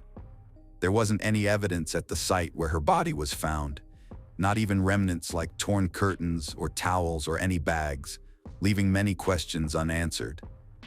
The position of the body was highly unusual. The skeleton was discovered face down, with one arm positioned beneath the torso, and the legs bent as if confined for a prolonged period post-mortem. This suggested Kelly had indeed been hidden in that golf bag. Chris was captured on his house cameras with that same bag, driving down the road and seemingly disposing of the body. However, all evidence was circumstantial. No direct proof implicated Chris. The detectives continued their investigation methodically, as their suspect was already in jail. Ultimately, Chris wasn't charged until 5 years after Kelly's disappearance. The charges were negligent homicide and hiding the body. The police couldn't prove premeditation. They surmised that on that night, events unfolded similarly to what investigators observed in the video. Chris got intimate with Kelly, lost control during strangulation, and killed her. Following this unintended act, he removed the bathroom curtain, rug and towels to wrap her body carefully before cleaning the house thoroughly and concealing the body in a bag. Chris maintained his innocence throughout the trial. The prosecution presented CCTV footage and cell phone recordings depicting the strangulation. Additionally, a canine inspection of his apartment corroborated incriminating findings. Megan testified against him, noting his unusual nervousness on that day and tardiness for a meeting. Chris's ex-girlfriends also testified at the trial, describing his troubling interest in choking and rough sex which frightened them. Meanwhile, the defense argued that there was no direct evidence linking him to Kelly's murder. The whole case leaned heavily on guesswork and speculation. Despite these allegations, Chris had no prior arrests or convictions other than a substance possession story. He was an accomplished IT professional with a reputable career and family life, appearing incapable of such an act. Additionally, it emerged during trial not all CCTV footage had been preserved fully beforehand. This lack of comprehensive evidence added further complications to establishing a clear narrative around what precisely transpired. The prosecution couldn't definitively prove that the deceased hadn't exited the house. The defense even brought a witness to trial who claimed he saw a girl resembling Kelly the weekend after she vanished. This witness had seen her on TV as a missing person, but wasn't absolutely certain it was Kelly. This gave the defense an opening to propose that Kelly had indeed left Chris's apartment and subsequently encountered one of her new online dates. Regarding the dog search, the defense argued there's no way to confirm what exactly alerted the dog, as there was no videotape. Hence, it relies solely on the police officer's interpretation, which could be subjective. However, the prosecution countered by stating that the dog experiment was carried out as objectively as possible in front of numerous police officers who all concurred with its results. Moreover, they suggested the witness likely saw another girl in that car, because by then Kelly had ceased all communication, no answers to calls or messages, and inactive social media, which was uncharacteristic of her. Thus, they asserted Kelly must have been dead by that time. The prosecutor convinced the jury that Chris orchestrated her murder meticulously and eliminated evidence so thoroughly they couldn't directly link him to it. Despite this, after lengthy deliberation, the jury found him guilty of first-degree negligent homicide and concealing a body. The victim's family and prosecution pushed for the harshest sentence of 48 years imprisonment. The defense sought a reduced sentence of 22 years. Ultimately, in December 2018, 43-year-old Chris Zaka received a 31-year prison sentence, 26 years for manslaughter and 5 for hiding the body. Currently housed at Green Bay Correctional Facility in Wisconsin, Chris Zaka will be eligible for parole in 2065 when he turns 90 years old. He expressed dissatisfaction with his sentence and attempted an appeal which was denied. The deceased's family is satisfied with what amounts to a life sentence for him. In the case of Jorge Cortez, justice seemed to be an elusive but deeply desired goal. Families held on to the hope that one day the truth would emerge. This dramatic narrative weaves together fates marked by love and loss, courage and despair. Follow the unfolding events to discover whether the families will achieve retribution and justice. Jorge's latest victim was his new girlfriend, whose name was Carmelinga Alanis Campira. Born on December 10, 1985, she had a profound love for animals, particularly cats. Her passion for animals initially led her to pursue veterinary studies at the National Autonomous University of Mexico. However, due to challenges with practical training, she couldn't complete her veterinary education. Consequently, she shifted her focus to philology, determined to continue her academic and professional journey. At the age of 31, Campira was living in a middle-class neighborhood in the Santo Domingo colony in Mexico. She shared her home with her 2 sons, aged 12 and 3, as well as her brother Gabriel. Campira's first child was born to her late husband, Juan Carlos, who tragically passed away from cancer in 2012. Despite the adversity, Campira gave birth to her daughter a few months after her husband's death and devoted herself entirely to raising her children. Financially, the family relied on a pension and rental income from apartments. While Campira shared a close relationship with her mother Margarita, she confided more in her aunt Sandra, who was both her confidant and close friend. Though her life was dedicated to her children, Campira harbored a secret desire for romantic love, longing for a partner who would accept and love her children. In the realm of social media, Campira found a glimmer of hope in Jorge, a 38-year-old man. Jorge, introducing himself as Joy Draga, portrayed himself as a widower residing in Mexico City. His social media page featured various photos depicting his life, including a poignant image captioned, "Rest in peace, my love." Yet, amidst this seemingly normal facade, a mystery lingered. Who was Yang, whose death Jorge referenced on his page? This enigmatic mention of Yang added layers of intrigue to an already compelling narrative, hinting at hidden secrets waiting to be unraveled. As the story unfolds, one cannot help but feel the palpable anticipation of delving into the depths of these mysteries, each clue serving as a tantalizing glimpse into a complex web of secrets and unexpected revelations. This is the story of Jorge Humberto Martinez Cortez, born on January 5, 1978 in Mexico City. Jorge kept his childhood and teenage years veiled in secrecy. In various interviews, he hinted at constant conflicts with his caring mother, while his weak-willed father remained passive amidst their quarrels. These tumultuous family dynamics likely contributed to Jorge's emotional isolation and the eventual formation of his aggressive and unstable personality. At an early age, Jorge decided to distance himself from his parents and embarked on a journey around the world. He took up temporary jobs that allowed him to traverse various states of Mexico, working as a waiter in bars across Mexico City's Rosa and Cona districts. He also relied on tips from tourists in the Villadó and Cuac districts, known for their vibrant infrastructure and entertainment options. It was during this time that Jorge delved into criminal activities.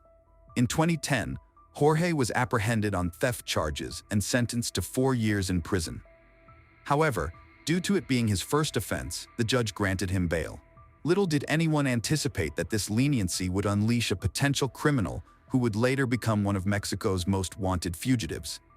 Following his release, Jorge crossed paths with Adriana Ramos, whom he fell deeply in love with. Initially, Jorge showered Adriana with affection, but as the relationship progressed, his violent tendencies surfaced. Within months, Adriana became a victim of Jorge's physical abuse.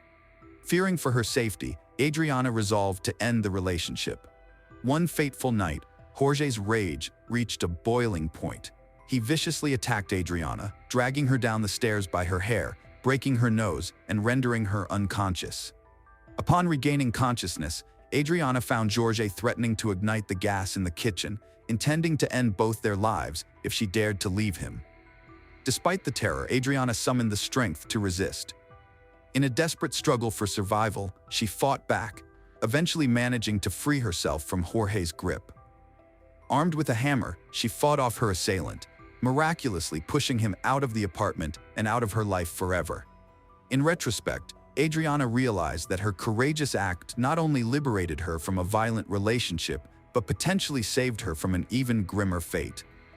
In 2011, Jorge once again managed to evade punishment. Similar to his previous charge, he was released on bail immediately. Soon after, he found a new victim in the form of an 18-year-old girl named Yang Kyung-Marie HBGA, a Korean national. Yang shared a strong bond with her mother, Monica, and her sister, Anna.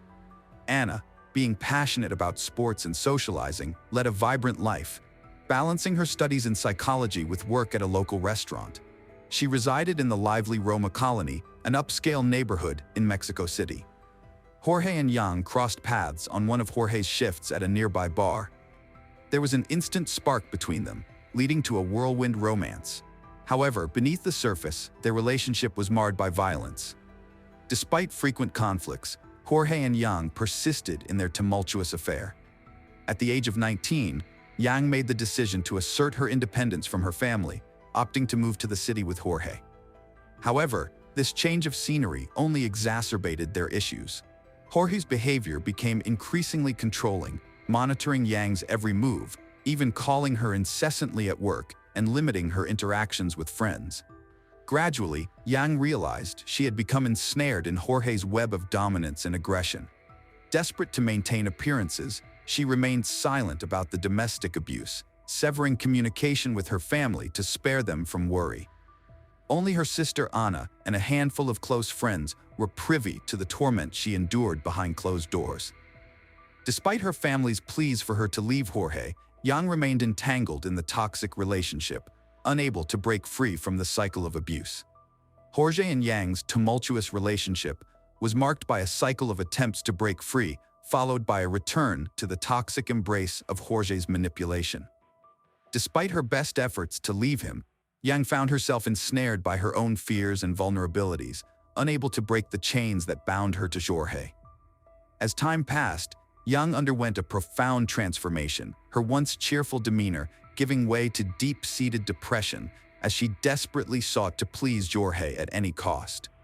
Their relationship grew increasingly volatile, punctuated by episodes of violence and control.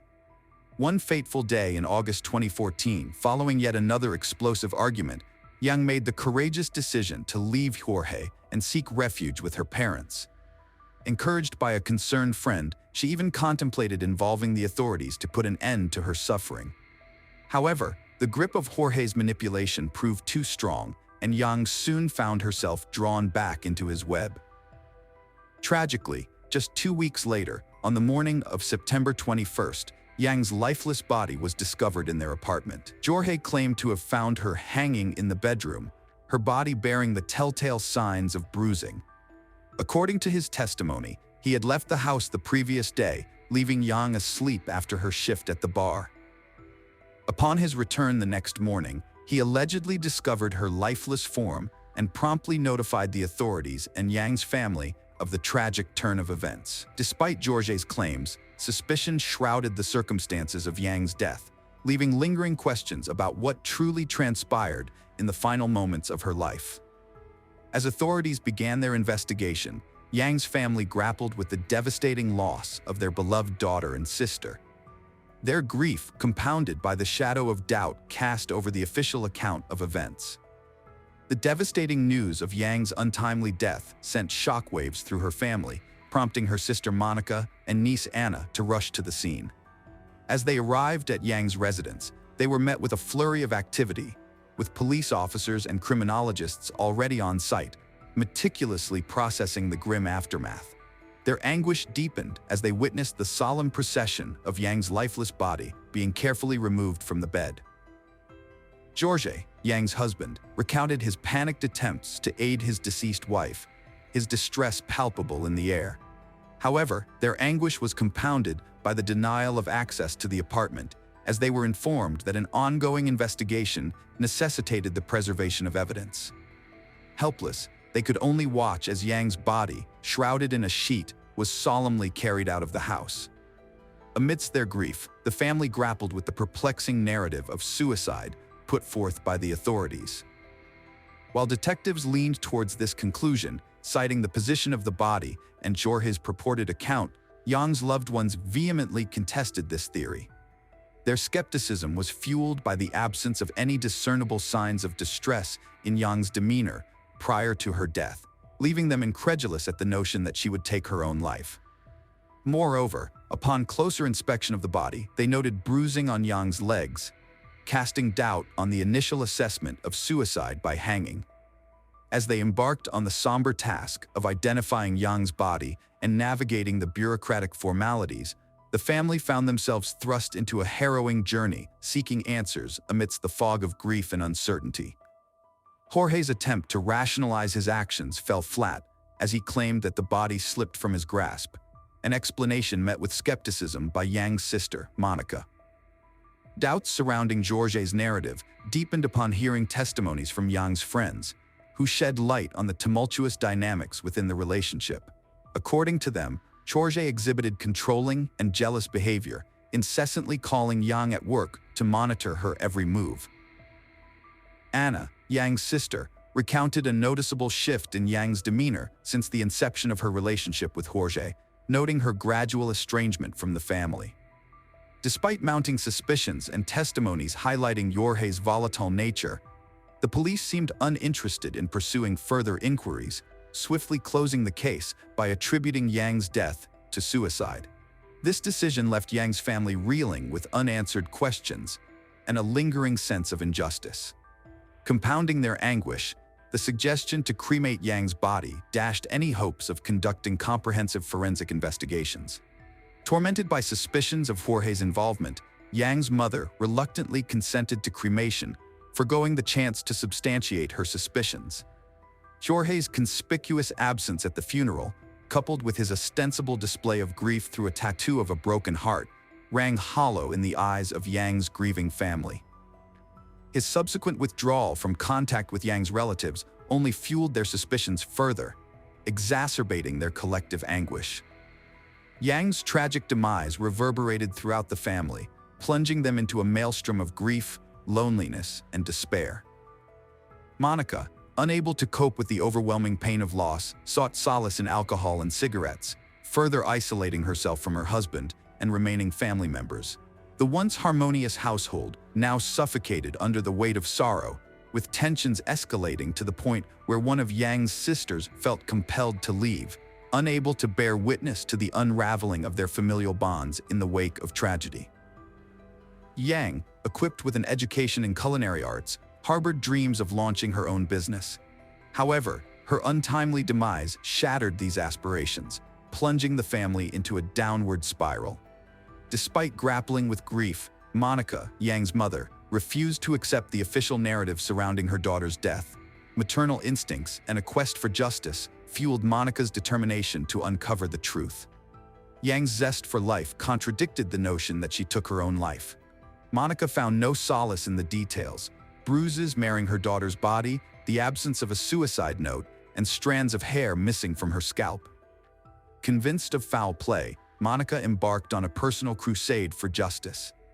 Taking matters into her own hands, Monica procured surveillance footage from Yang's residence, revealing her husband, Jorge, as the last person to see Yang alive. Armed with this revelation, Monica enlisted legal aid and secured the services of a private medical examiner to reassess the circumstances surrounding Yang's demise.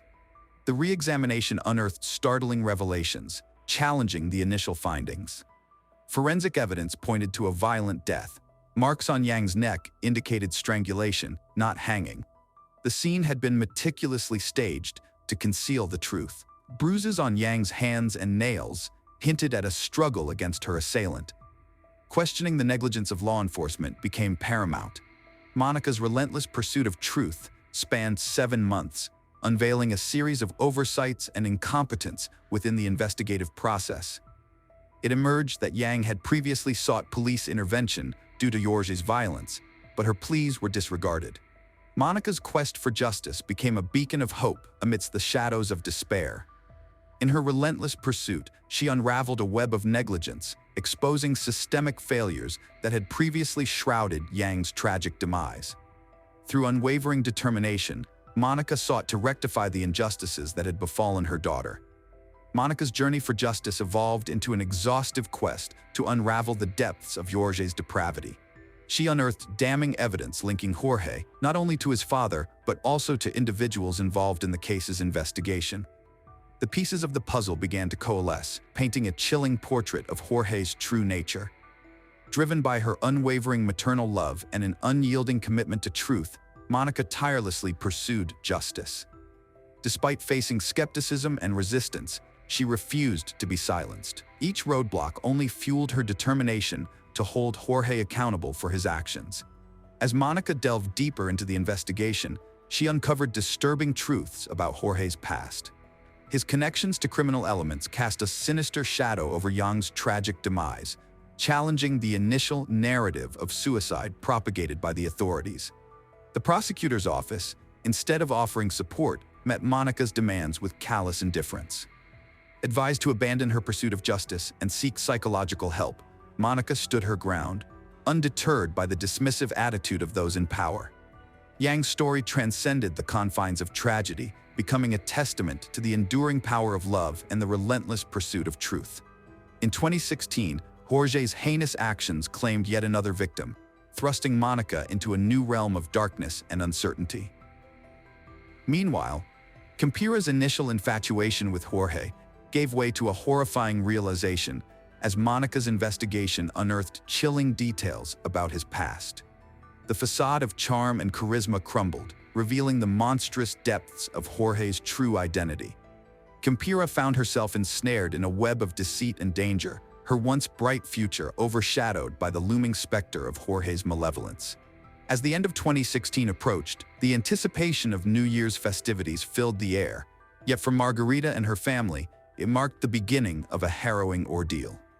On December 28th, Margarita had an encounter with Jorge, a day that would later be etched in her memory with sorrow. It was a day like any other, as Campira, Jorge, and her grandchildren embarked on a trip to Acapulco to spend the holidays with Margarita and her husband. The atmosphere was festive, brimming with laughter and the promise of joyful moments together. As the days passed, Jorge, with his persuasive charm, managed to convince Campira to extend their stay in Acapulco.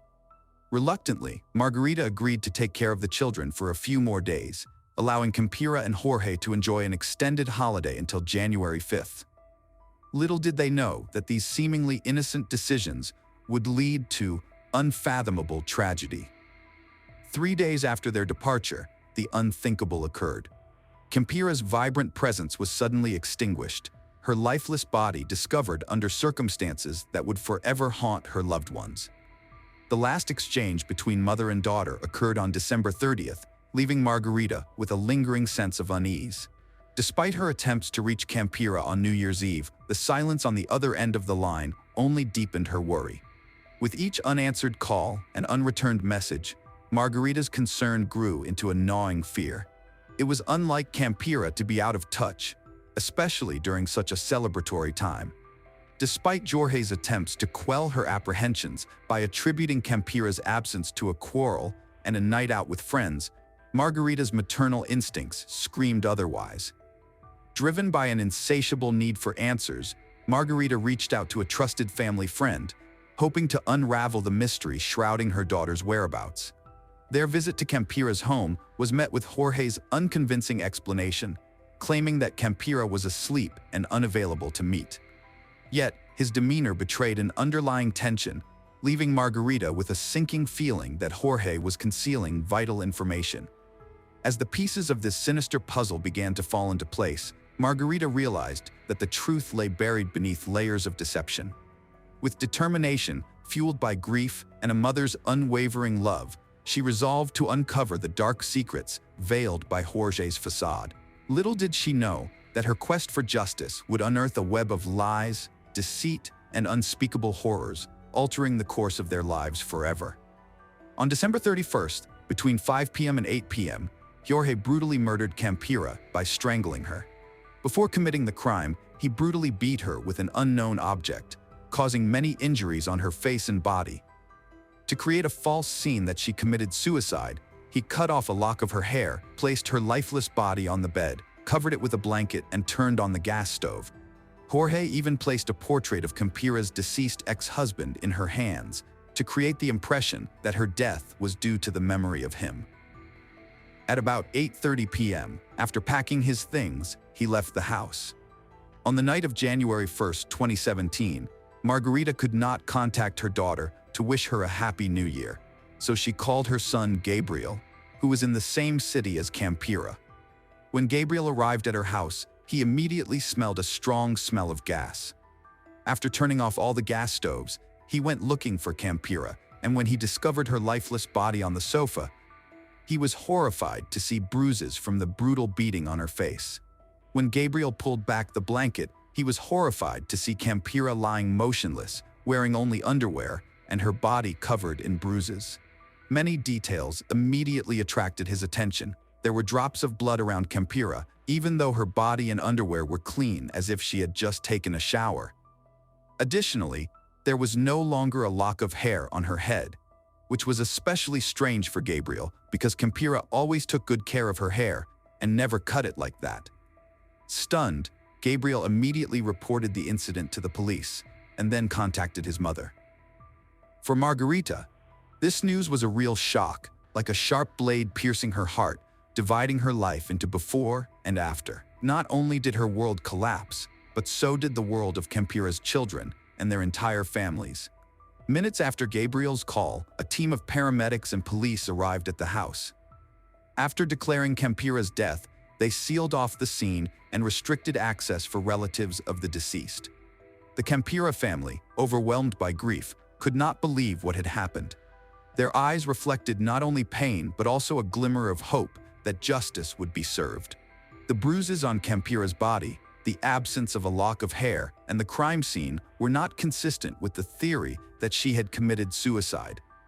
The police began meticulously examining the scene, recording every detail. They have a difficult task ahead of them in understanding the circumstances of Kempira's death to make a clear line.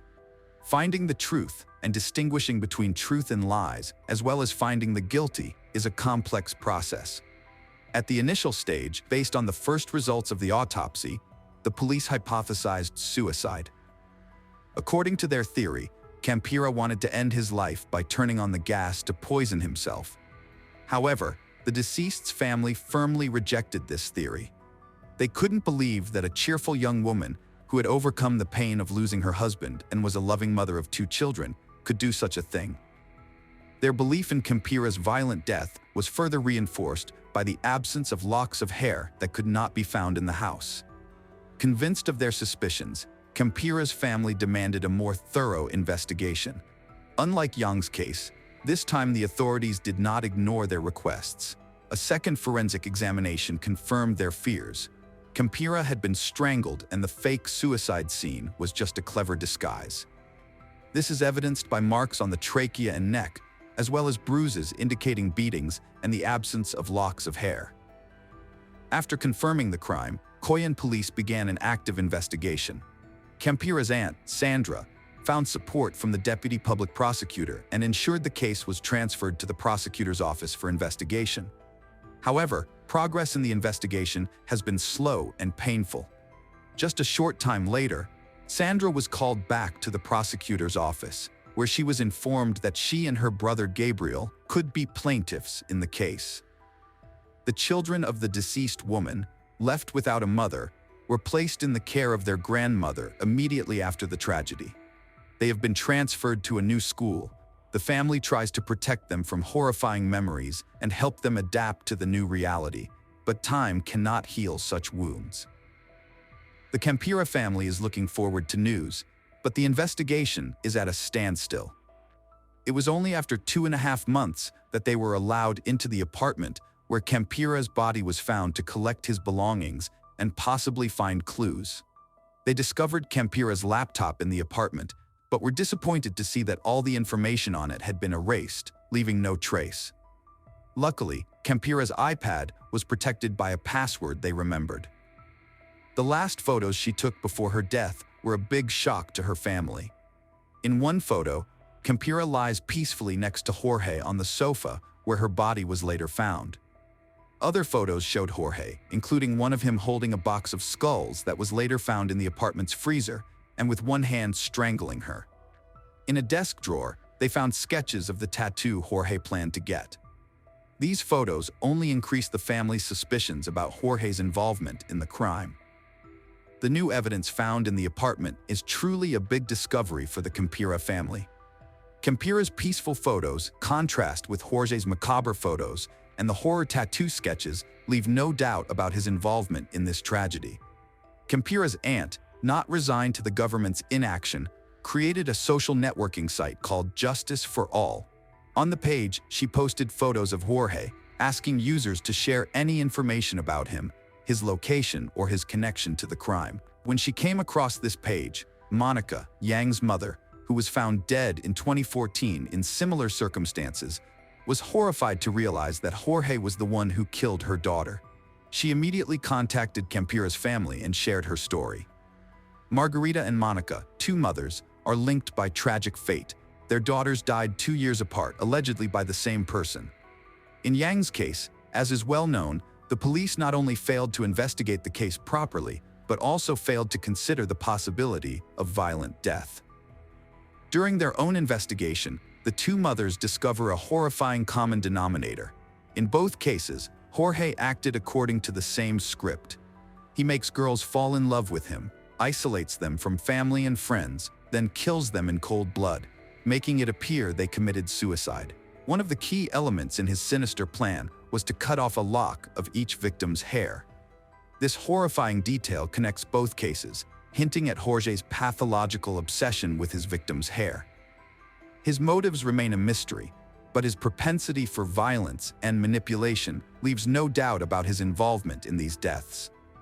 Sometime later, the deceased woman's family was able to obtain footage from a surveillance camera installed at a neighbor's house. The footage shows Jorge entering the house and then 6 hours later rushing out, taking several things with him. It was determined that Jorge was home from 5:05 to 8:30 p.m. on December 31st, which coincided with the conclusions of forensic experts on Sira's death. The discovery of these videos completely changed the course of the investigation, making Jorge the main suspect. From that point on, investigators began actively searching for him, but by that time, he had disappeared without a trace. Jorge quit all his jobs, stopped being active on social networks, and ceased communicating with his friends. It was clear he was in hiding, which further increased suspicions about him. The Mexico City Prosecutor General's office put its full force behind the investigation, realizing Jorge was a threat to society and possibly his new girlfriend could be the next victim. However, the search for Jorge yielded no results after several months. The Mexican police turned to international help, placing Jorge on the international wanted list and expanding the search to over 100 countries. Thanks to the efforts of Campira and Yang's mothers, these cases were widely publicized in the media, and Jorge quickly earned the nickname Lady Killer. As soon as the story of Jorge's crimes became public, other women who were also his victims but had escaped began contacting the police to expose his brutal behavior. These women shared eerily similar stories about how their romantic relationships with Jorge turned into nightmares of physical and verbal abuse. One of Jorge's ex-girlfriends, Adriana, shared a heartbreaking story of abuse and testified to the police about Sira's death. Sira's case highlighted a pattern where both she and Yang had a lock of hair missing, both were said to have taken a shower before their deaths, and both were in a relationship with Jorge. It seemed that this man had committed a terrible crime. During the investigation, more gruesome details were revealed, such as the public learning that Jorge had been released on bail in 2009, sparking a wave of anger. Many realized that if he had been detained sooner, these young women might still be alive. While Campira and Yang's families continued their relentless fight for justice on social media, a page dedicated to their memory gathered more than 13,000 subscribers. They united to demand justice for the women who died. 10 months after his escape, on October 24, 2017, Jorge paid the price for his actions. His arrest came suddenly during a raid by the National Civil Police in the Guatemalan city of Livingston. Guards patrolling the streets noticed a suspicious man who looked like a homeless person. Simple paperwork and fingerprint checks shocked them. This man was on the international wanted list with a red danger level. Jorge was immediately taken to the Guatemalan capital's immigration center for preventive measures and detained. Central American authorities immediately contacted their Mexican counterparts and initiated extradition proceedings. According to Guatemalan Police Chief Pablo Castillo, Jorge had been hiding under a bridge in the west of his country of birth, living on the streets and surviving thanks to the charity of kind travelers. The very next day, October 25th, he was taken to the border with Mexico, to the city of Chiapas, where he was handed over to the staff of the Criminal Investigation Agency after going through a two-way border zone. Jorge was finally brought to justice in Mexico City. When Jorge appeared in court to answer for his crimes, one of the reporters tried to question him, but instead of answers, he only heard clear denials. Jorge claimed he felt guilty, but he said he knew nothing about the charges against him. On October 26th, Jorge was taken to court for preventive measures. He was charged with the murder of Campira. During the trial, the prosecution presented irrefutable evidence of Jorge's involvement in the crime. The investigation showed that he not only mercilessly strangled the victim, but also brutally beat her, inflicting multiple blows with an unknown object. He was also convicted of theft and his possible involvement in the death of his ex-girlfriend Yang. Despite irrefutable evidence, procedural arguments, and testimony from witnesses, Jorge's lawyers gave a new version, claiming their client was suffering from a mental disorder and requested psychological treatment. After carefully considering all the arguments, the judge turned to Jorge and his lawyer, asking how long it would take to conduct a psychological examination. The defendant's lawyer, after consulting with his client, requested that Jorge attend all court hearings. After thoroughly studying the arguments of both parties and all the documents related to the case, the judge made a decision. Acknowledging that the prosecutor's office had provided enough evidence to hold Jorge criminally responsible for the crime of femicide, the court also decided to continue the investigative trial and allow 4 months to search for new evidence. During this time, Jorge was taken into custody and placed in the pre-trial detention center. Even though Jorge was arrested and found guilty by the court, the families of Campira and Yang still faced a long and difficult trial ahead. The defense used all kinds of legal loopholes to delay the trial for years, including filing a request for the habeas corpus procedure, to claim that Jorge's rights had been violated. The prosecutor's office had to engage in a difficult struggle with Jorge's lawyers, who tried their best to protect their client from conviction. In August 2019, an intermediary hearing was held in the form of oral proceedings. Jorge's lawyer requested to exclude from the case videos showing him entering and leaving Sierra's house on the day she was murdered. They argued that the videos were just fragments from 30 hours of footage from the crime scene and could not be evidence of their client's guilt. The video was obtained from Campira's neighbors, who gave it to the victim's family, and the family turned it over to the police for investigation. However, the original videos were lost, and the copies recorded on a disc were taken to court. Jorge's lawyer claimed that the Mexico City prosecutor's office withheld this evidence until the hearing date and argued that the video should not be used as evidence. The supervising judge, after hearing the defendant's arguments, the prosecutor's office, and the testimony of Campira's friends and neighbors, refuted the defense attorney's petition. 2 more witness statements were not admissible as evidence, but their content was considered by the court. The case was referred to the court, and Jorge had the right to appeal if convicted, which allowed him to present similar arguments. While the Campira case was ongoing in court, the Yang family fought their own battle. Thanks to the efforts of activists from the Mexican Institute for Human Rights and Democracy, National Civilian Observatory Against the Genocide of Women, and the One Justice Center, a decree prohibiting femicide was passed in Mexico City. The Yang case was one of several crimes that prompted authorities to make this decision. Yang's death was also reclassified as a femicide and transferred to the Mexico City court 7 years after the tragedy. In May 2021, a criminal case was opened against Jorge, and on May 6th of the same year, a judge ordered his arrest for Yang's murder. However, Jorge's lawyers exploited every loophole to delay the investigation and sentencing. The fight for justice was not in vain. 9 years after Yang's death, in November 2023, Jorge Humberto Martinez Cortez, 45 years old, also known as El Motovas, was convicted and sentenced to 52 years and 6 months in prison for taking Yang's life. Although the Yang family achieved justice, the Campira family still had a long way to go. The trial was scheduled to begin in April 2022. At the detention center where Jorge was being held, activists were determined that this time the criminal would not shirk responsibility. However, Jorge's lawyers once again requested to postpone the scheduled hearing. On January 29, 2024, more than 50 witnesses were scheduled to be invited to the hearing.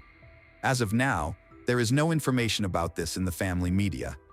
While nothing can bring Campira back, her loved ones crave justice to prevail, ensuring that her death will not go unpunished. Known as the heart of the Bay, Hayward, California is the central point to other cities in the East Bay area. Its residents are described as having a lot of love and community spirit, and its suburban vibe makes it an ideal place to live for families. With the second most diverse population in California, Hayward is as welcoming as its people. Hayward is home to the beautiful Cal State University, and in 1988, Michaela Garrick and her family called it home. 9-year-old Michaela Joy Garrick was called a miracle child by her parents Susan Murch and Rod Garrick. For 5 years, Susan and Rod turned to doctors and fertility treatments before finally welcoming their beautiful daughter into the world. Michaela was born on January 24, 1979, in Oakland, California. Although it was a struggle to conceive Michaela, her parents called her their blessing, as soon after her birth, they welcomed another daughter, Libby, and a son, Alex. In 1986, they made the move to Hayward, where they decided to set down roots and raise their growing family. Michaela was described as a bright and lively child. She was well-behaved and listened to everything her parents told her. Sharon was described as a very caring mother, sometimes considered overprotective. She'd made sure her children were always kept close to home and under no circumstances wandered far without adult supervision. No one could blame her, though. The 1980s saw an increase in child abductions, particularly in the California area. It was a Saturday morning, November 19, 1988, and Michaela had just finished eating breakfast with her family. When her best friend, 9-year-old Katrina Rodriguez, came over to ask Sharon if she and Michaela could go down to the local grocery store to buy snacks, the response was initially a firm no. Upset but not deterred, Michaela begged and pleaded with her mother, promising they'd be safe and come back quickly. Knowing her little girl was going to grow up sooner or later, Sharon relented and allowed them to go while reminding them to be careful. She gave Michaela $5, and the girls excitedly grabbed their scooters. Michaela turned to Sharon and said, "I love you, Mom," before they made their way down the block and out of sight as Sharon watched them go. Her husband, Rod, decided to go out and do some work on the car, while Sharon went back in to clear up the breakfast dishes, unaware that in the next few minutes, her life was going to change forever. Michaela and Katrina excitedly rode their scooters toward the Rainbow Market on Mission Boulevard. Parking their scooters just in front of the store, both girls make their way inside to buy some snacks. After buying 2 Mountain Dew sodas, 2 sticks of beef jerky, and 2 pieces of cherry taffy, they walked out of the store, completely forgetting about their scooters as they chatted about plans for the holiday. Before they could leave the parking lot, though, both girls realized their scooters were still outside the store. One was missing, and Michaela and Katrina decided to split up to find the other scooter. Michaela spotted it first. It had been moved about 3 parking spaces away and left next to a car. Without thinking, Michaela ran over to the scooter and bent down to grab hold of the handlebars.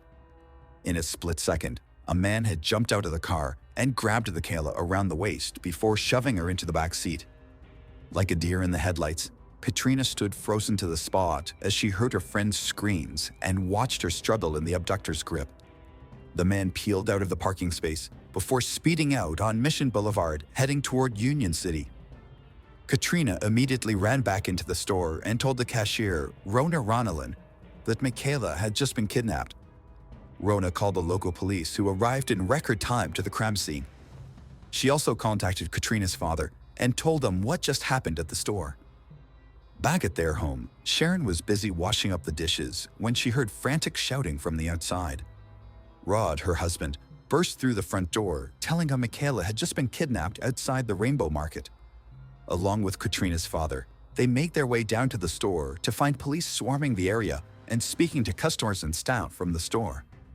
Katrina was inconsolable and was allowed to go back home with her father. Rod and Sharon remained behind, hoping to get some answers. But from deep within, a seed of fear took root as Sharon remembered a poem Michaela had written. Sharon remembered an unsettling incident just a week earlier. She'd woken up to find Michaela sitting at the breakfast table, writing in the early hours of the morning. When she asked her what she was doing, Michaela told her mother she was writing a poem, but was being vague.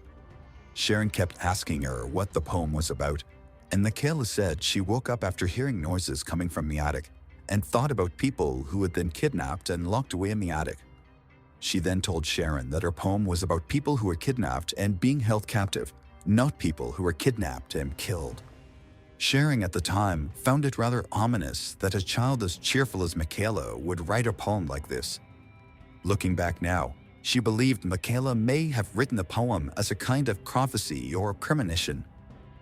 Rona, the cashier, was fortunately able to remember the man who allegedly took Michaela. She described him to police as a white male in his 30s with a mustache. She was able to make up the color of the car as being either burgundy or maroon, but could not give them details about the make or model. Rona told police that the man had parked his car and got out, but not entered the store. Instead, he looked on the outside and looked through the window, watching the girls and other customers. She also had a feeling he was planning on possibly robbing the store. A sketch artist quickly drew a composite sketch and circulated the picture to all police stations in the area and news outlets. Investigators found the scooter and took it in as evidence. From the scooter handle, they were able to lift a latent handprint. The print was filed away to be used to identify the kidnapper, but beyond that, there were few clues they could follow up on. By the end of the first day after the abduction, the Federal Bureau of Investigation joined the investigation into Michaela's abduction. Given the recent spate of child abductions, The FBI were sure there must have been some link between Michaela's disappearance and that of the other missing children. However, police soon realized that Katrina may be able to give a bit more information on the suspect, as she was the key eyewitness to the abduction. 2 days after the incident, investigators paid a visit to Katrina's family home, and together with her parents, sat down and spoke to her. What she revealed had investigators reeling. The description of the kidnapper was drastically different to the one given by the store cashier. Katrina described the man as being a white male in his early 20s with long, dirty blonde hair. She said he had severe acne that scarred his face and described his eyes as being blue. Katrina remembered his eyes in particular and said to investigators, "He had fox eyes. He looked right at me, but didn't even see me." She also told investigators that his car had been either beige or tan, box-shaped, with visible body damage. This new description was concerning, as investigators realized the most crucial 48 hours had passed while they were looking for the wrong person. The posters were reprinted with the new suspect's image and redistributed in hopes of being able to garner new leads. With the new information, though, investigators now began knocking on the doors of all sex offenders in the local area, asking questions. Volunteers came out in their numbers, knocking on doors and handing out posters that included a description of Michaela's clothes. White t-shirt with the word Metro written across it, rolled-up blue denim jeans, black Mary Jane shoes, and pearl-colored feather shoot earrings. When no one reported any signs of Michaela anywhere in the nearby suburbs, police extended the search to include McGarren National Park and Niles Canyon that were just minutes from the Garrick family home. The search began following a tip from 3 hikers who allegedly saw footprints in the forested area belonging to 1 adult and 1 child. After they'd followed the tracks, they found a blanket and empty fast food containers. The psychological profile also pointed out that the kidnapper was likely to take Michaela to an isolated area. Helicopters were fitted with infrared thermal cameras to pick up any signs of a heat signature within the dense wooded areas. Police officers searched on horseback and foot. All these efforts yielded no results. Michaela had vanished along with her kidnapper into thin air. Michaela's disappearance reached the national news. Her story was featured on Unsolved Mysteries and was one of the first child abductions to feature on America's Most Wanted. Her face was printed on milk cartons, and the Missing Children's Program printed over 50 million mail-in cards to homes around the country with pictures of Michaela, a description of her clothes, and a composite sketch of the kidnappers. San Francisco 49ers quarterback Joe Montana came out in support of the Garrick family and made an appeal to the public to come forward with any information. A reward fund of $70,000 was posted during this time for any information regarding Michaela's whereabouts. Within the first year of her disappearance, police had received over 5,000 tips, most of which turned out to be rumors. But no one was ready to give up. Sharon herself followed leads, some stretching as far as Russia, but nothing yielded any results. It would take another 4 years before investigators received a new tip that they believed could be real. In that time, over 15,000 tips were received, and police were clutching at each one, hoping it could shed light on the missing girl's case. Between 1991 and 1992, an inmate in Indiana came forward with information regarding Michaela's disappearance. Roger Haggard, who was serving an 11-year sentence for a burglary charge, alleged that he helped a friend bury her body in a gladiolus field in Union City. However, investigators were not initially interested, believing it could have been a wild goose chase. When Haggard realized the investigators were not taking his claims seriously, he instead turned to the media. He wrote a letter in 1992 to the San Francisco Chronicle claiming to know who kidnapped Michaela and where she'd been buried. He promised to lead investigators to her body. The media attention and public outcry forced investigators to fly Haggard to California in order to testify in front of a grand jury. Under oath, Haggard repeated the claims he'd been making to investigators. Haggard promised to lead investigators not only to Michaela's remains, but to the home of the alleged killer. The next day, Haggard, along with a team of investigators, searched the field that he claimed Michaela's body had been buried in. In a shocking twist, After 8 hours of intense searching, Haggard allegedly told police that he'd made a false claim after all. He told investigators that he allegedly wanted to give the Garrick family a sense of peace after all these years. Haggard was charged with perjury and sentenced to another 6 years in prison and ordered to pay Michaela's family $6,000 in damages for giving them false hope. Each new lead was about to take investigators down a darker path than they'd imagined. Another person of interest had long been on police radar in 1991. Timothy Binder was a 43-year-old sewage treatment plant worker. He was married with a family, but investigators were tipped off by parents in the East Bay area about Binder's creepy behavior. Parents alleged that he'd been sending young girls gifts and money in order to get closer to them. Some of the letters were reportedly written backwards and could only be read by using a mirror. Investigators looked at the Binder's background and discovered that Binder drove a light blue van with a license plate that read, "Love You." The inside of his van was allegedly covered with pictures of little children, crayon drawings, and Bible verses. According to reports, he'd been arrested for attempting to lure 2 young girls into his van, but the charges were dropped. Binder, investigators discovered, had a knack for inserting himself into the cases surrounding missing children. He had made contact with Michaela's mother, Sharon, following her disappearance in November of 1988. Prior to that, he'd also made contact with Kim Schwartz, the mother of 7-year-old Amber Schwartz, who'd gone missing in June of the same year. Both mothers reportedly told police they did not have a good feeling about Binder and that he persisted in contacting them regarding the developments in both cases. In an eerie coincidence, Binder had written a letter to the police after Amber had disappeared. In the letter, he claimed that the next child to go missing would be a 9-year-old girl, and weirdly enough, Michaela was the next child reported missing. In early December, Binder also sent a Christmas card to an FBI profiler with a picture of a girl holding up 4 fingers. On December 27, 1991, Amanda Campbell, who was aged 4, went missing from her home in Fairfield. Binder was also linked to the disappearance of 13-year-old Eileen Michelhoff from Dublin in California. In the turn of events, his generally strange behavior and interest in these cases started to garner him media attention. His name had become synonymous with the recent spate of child abductions, and people turned against him. Binder and his family were being harassed by the public who wanted answers for all the kidnappings. He eventually sued the city of Fairfield for defamation and won the case. Investigators eventually eased off on Binder, with many of the opinion that all he wanted to do was play an important role in the investigation. Beneath all the mysteries, the case continued to captivate the public and challenge the investigators. Curtis Dean Anderson had also come under scrutiny following his capture and arrest in August of 2000. Following his arrest, Anderson admitted to the abduction and murder of 7-year-old Ziana Fairchild from Vallejo, California in 1999. In a 2007 interview with the FBI, Anderson claimed to have killed another 13 women and girls.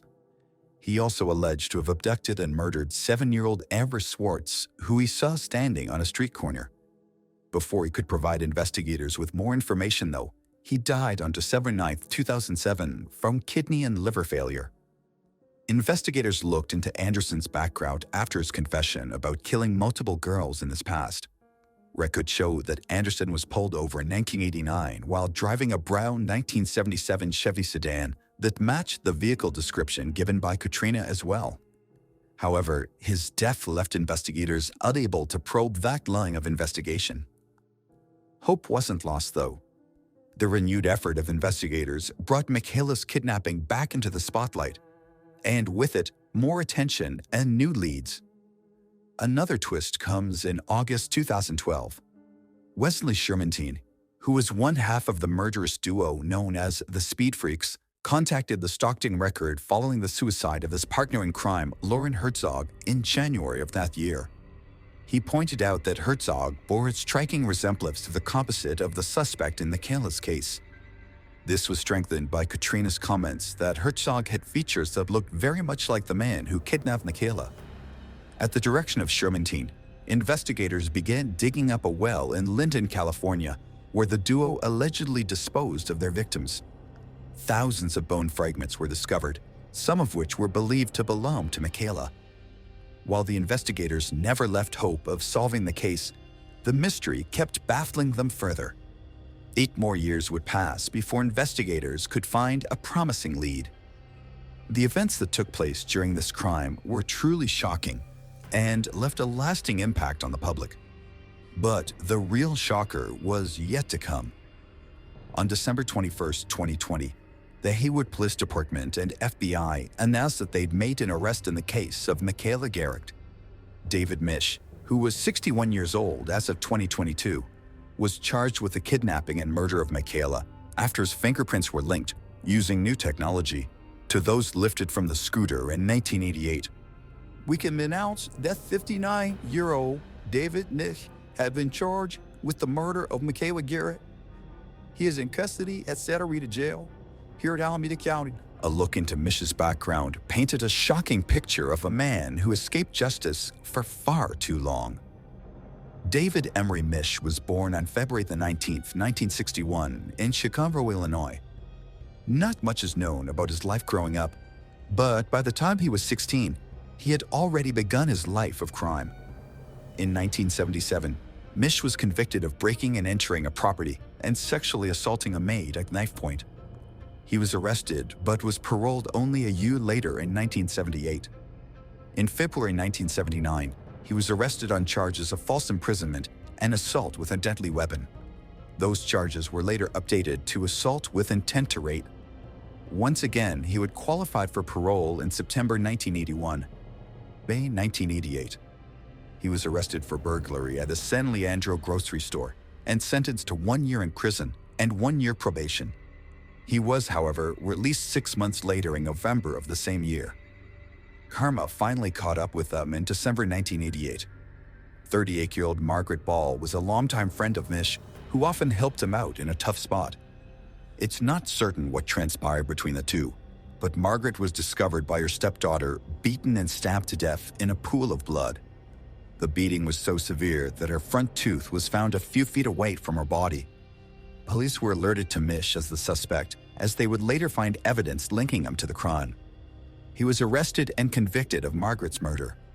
He was sentenced to 18 years to life. In 2018, while he was still incarcerated for Margaret Ball's murder, DNA evidence linked Misch to another double homicide in Fremont, California in 1986. 18-year-old Michelle Xavier and her best friend, 20-year-old Jennifer Dewey, went there to celebrate a birthday dinner of a family member on February 2, 1986. After leaving the restaurant, the young women drove to a convenience store before going home. Shortly after midnight, though, a motorcyclist found both women's bodies on the side of the road. They were stripped naked, and they'd been stabbed and shot. Later, an autopsy revealed that they were also sexually assaulted. Michelle's car was found 6 miles from the crime scene in the parking lot of a grocery store. The case was highly publicized, and rewards were offered, but over the years, all leads and tips would fizzle out, and the case went cold. 32 years later, DNA technology would lead detectives to David Misch. David Misch was charged with another 3 counts of murder and 1 for abduction as he serves out his current sentence. Alameda District Attorney Nancy O'Malley said that Misch had been charged with murder and 2 special circumstances. If found guilty, he could be given a death sentence. Haywood Police Chief Tony Chaplin said the disappearance of Michaela Garrett was a tragic story that gripped the Bay Area for decades. He said they were not going to stop the search for Michaela's body and remains hopeful that they'll find her. Michaela's father, Rod Garrett, drove over 100 miles to attend the press conference. Rod said he finds some relief knowing Misch has been identified after all these years. "I'm kind of relieved that they caught someone over it, so now I don't they've got a suspect they can grill, and hopefully he'll cough up wherever the body is," he said. Sharing, who'd been diagnosed with metastatic cancer back in 2019, was unable to attend the press conference. Police Chief Tony Chaplin read a statement on her behalf. "In the last year, I had to come to a place of acceptance that Michaela was probably no longer alive. But somehow, that acceptance was far more wrapped up in the idea of Michaela sitting on a fluffy thin cloud, walking on streets of gold, dancing on grassy hills, soaring among the stars. What I did not envision was my daughter as a dead child. It was only when I heard this news that this vision of reality appeared, and I've honestly not figured out what to do with it. Mish's attorney, Arnie Castillo, has been outspoken about the case involving his client. He blasted the investigation, calling the methods used to charge Mish as junk science. He said that the sudden match of the handprint after 32 years just seemed ridiculous. Castillo insists that the police are trying to pin all the blame on Mish as an easy way to close the case. Now a middle-aged woman, Patrina Rodriguez, who married and moved away from Hayward to Texas, still harbors guilt over what happened that fateful Saturday morning. In her mind, it was meant to be her because the scooter that was moved belonged to Katrina. This burden of guilt has driven Katrina to forget her childhood. For sharing, she dedicated her entire life to finding Michaela. First, she waited at the door of the telephone, and as the years passed, she turned to the internet, searching. Sharon eventually started a blog called Dear Michaela. Later, she changed it to Seekers Road. Sharon was eventually diagnosed with cancer, and after Mish was charged with Michaela's murder, the fight slowly faded out of her. She knew she would see her daughter soon. Sharon passed away in May 2022. There was one last twist to come in this already puzzling case. As David Mish awaits trial on the charges of kidnapping and murder in the case of Michaela Garrett and the murders of Michelle Xavier and Jennifer Dewey, new Alameda County District Attorney Pamela Price created a ripple among those who had been invested in seeing David Mish pay for his crimes. Price is drawing criticism after making the decision to drop all special circumstances in the 3 killings. If convicted of all 3 counts of murder, Mish no longer faces life in prison without parole or the death penalty.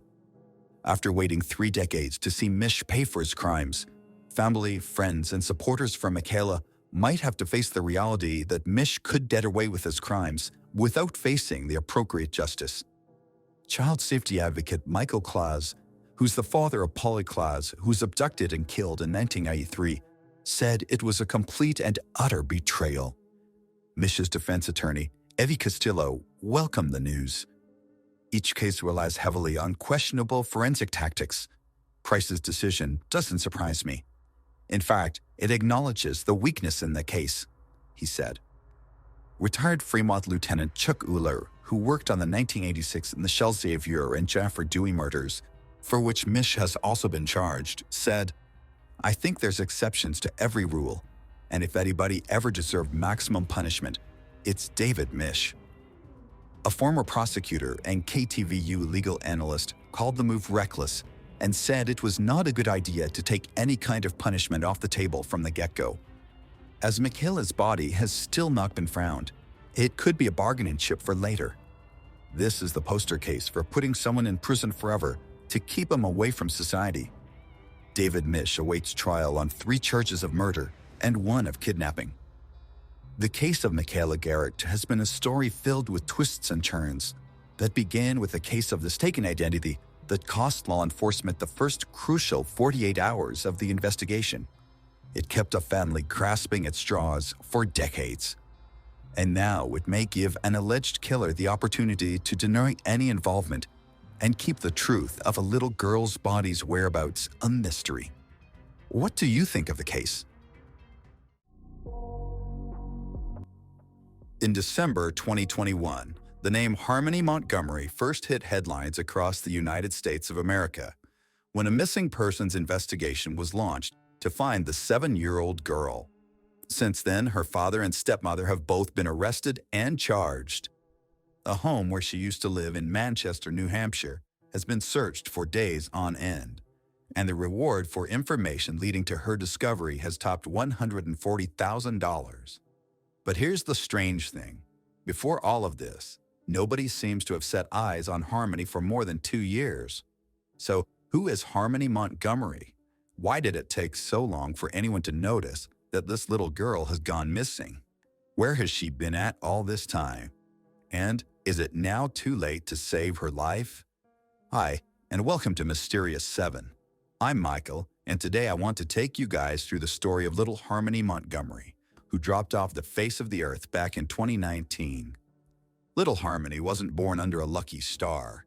Both her parents have a problematic history of substance abuse, and she had to cope with a visual disability in one eye through all of that. Her mother, Crystal Sorey, a resident of Massachusetts, lost custody due to addiction problems when her daughter was just about 4 years old. Sorey had to surrender Harmony to the state in the summer of 2018. After that, the girl's father, Adam Montgomery, secured sole custody in February 2019 and moved her to New Hampshire.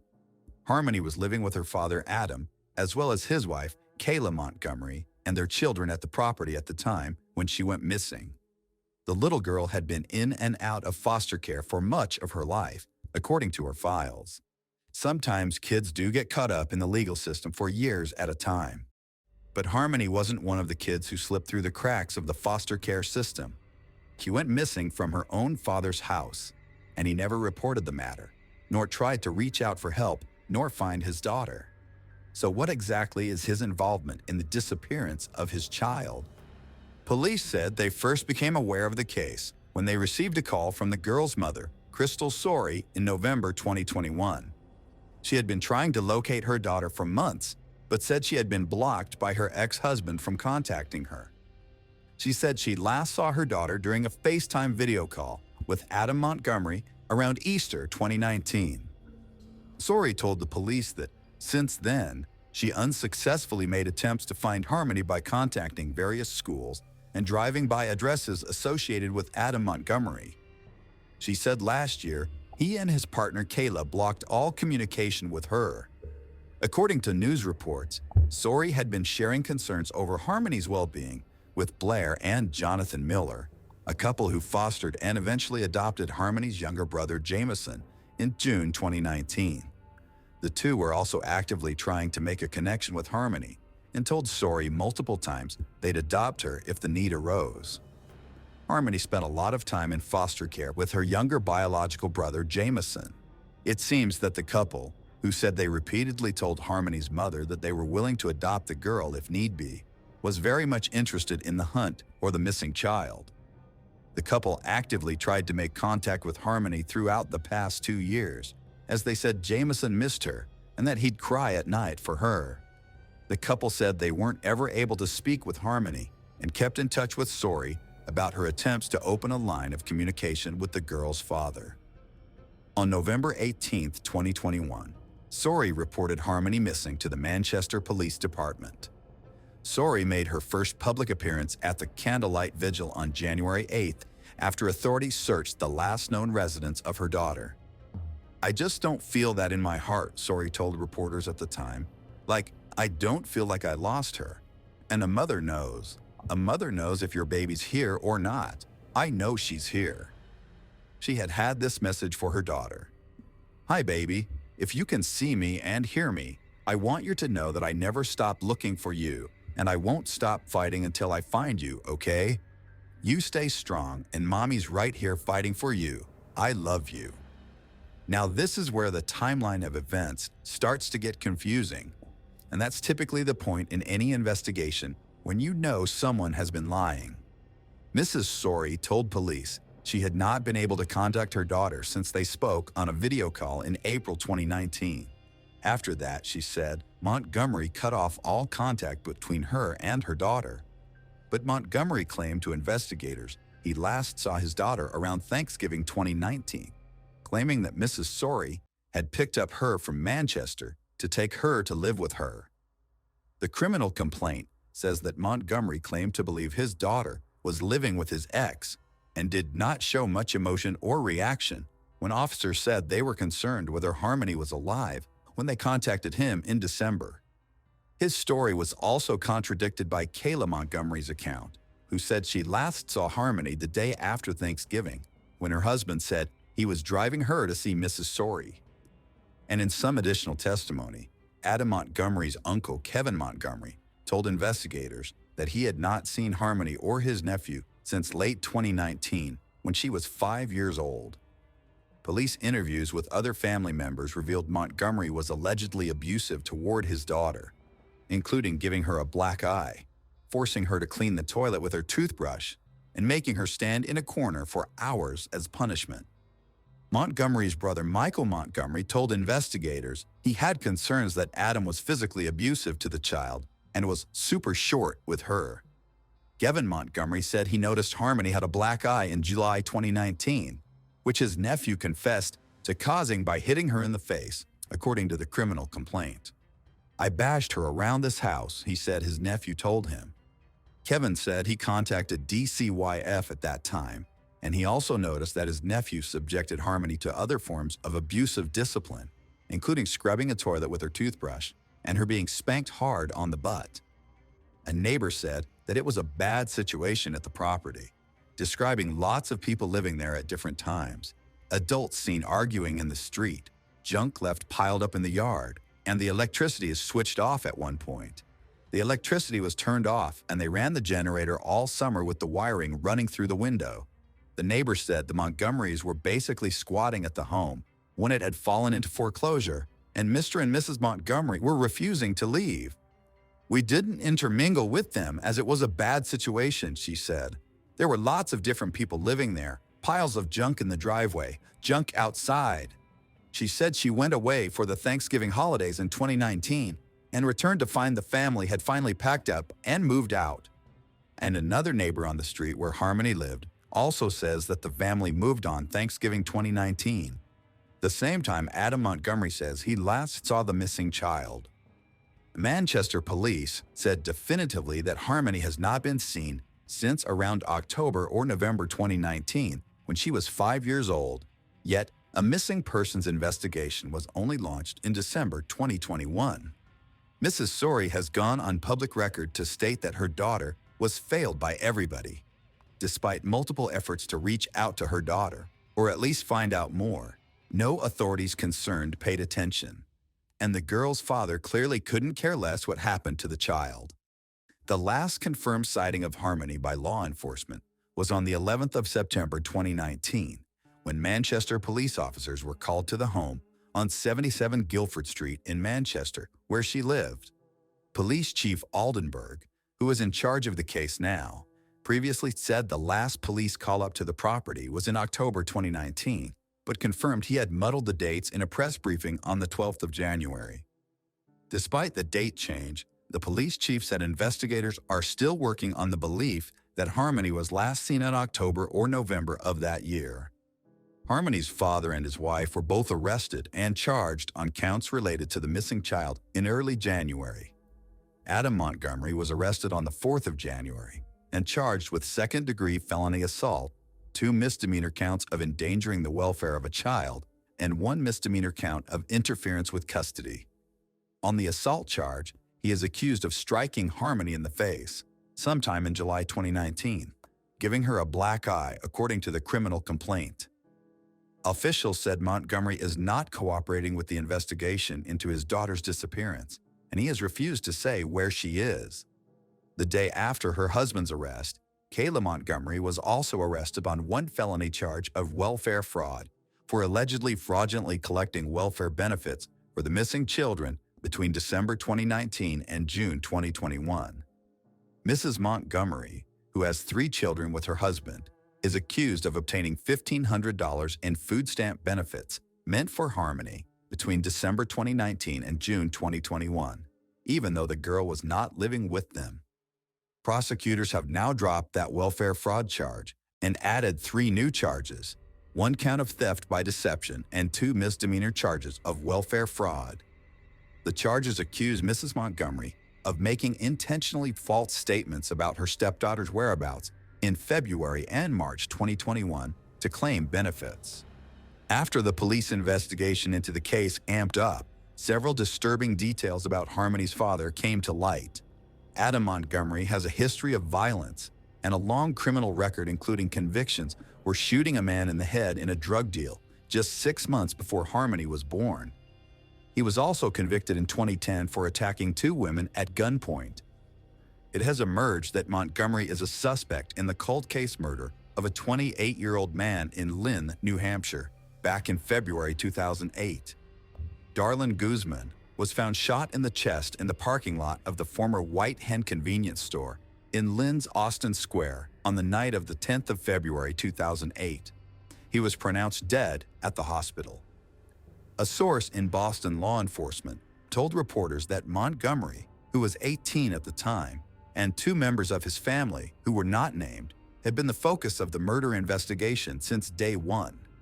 The three family members had been in contact with the victim earlier that day and planned to meet with him at the convenience store before the meeting culminated in gunfire, according to the source. The victim's car was later found abandoned in the direction of Bedford, New Hampshire, where Montgomery lived at the time. No one has ever been charged with Mr. Guzman's murder, but the source said Montgomery remains the focus of the investigation to this day. Almost 14 years on from that killing, Adam Montgomery and his wife are now charged on counts related to his missing daughter. However, while charged with serious offenses including child abuse and welfare fraud, no charges have been brought against anyone directly in connection to Harmony's disappearance. So why was Harmony not reported missing for 2 years? Mrs. Sorey has accused the authorities of failing her daughter. She said she made multiple attempts to report concerns to child services. After November 18th, when she contacted Manchester police saying she believed her daughter was missing, someone finally paid attention. Police officers contacted the New Hampshire Division for Children, Youth, and Families, or DCYF, about the location of the missing child.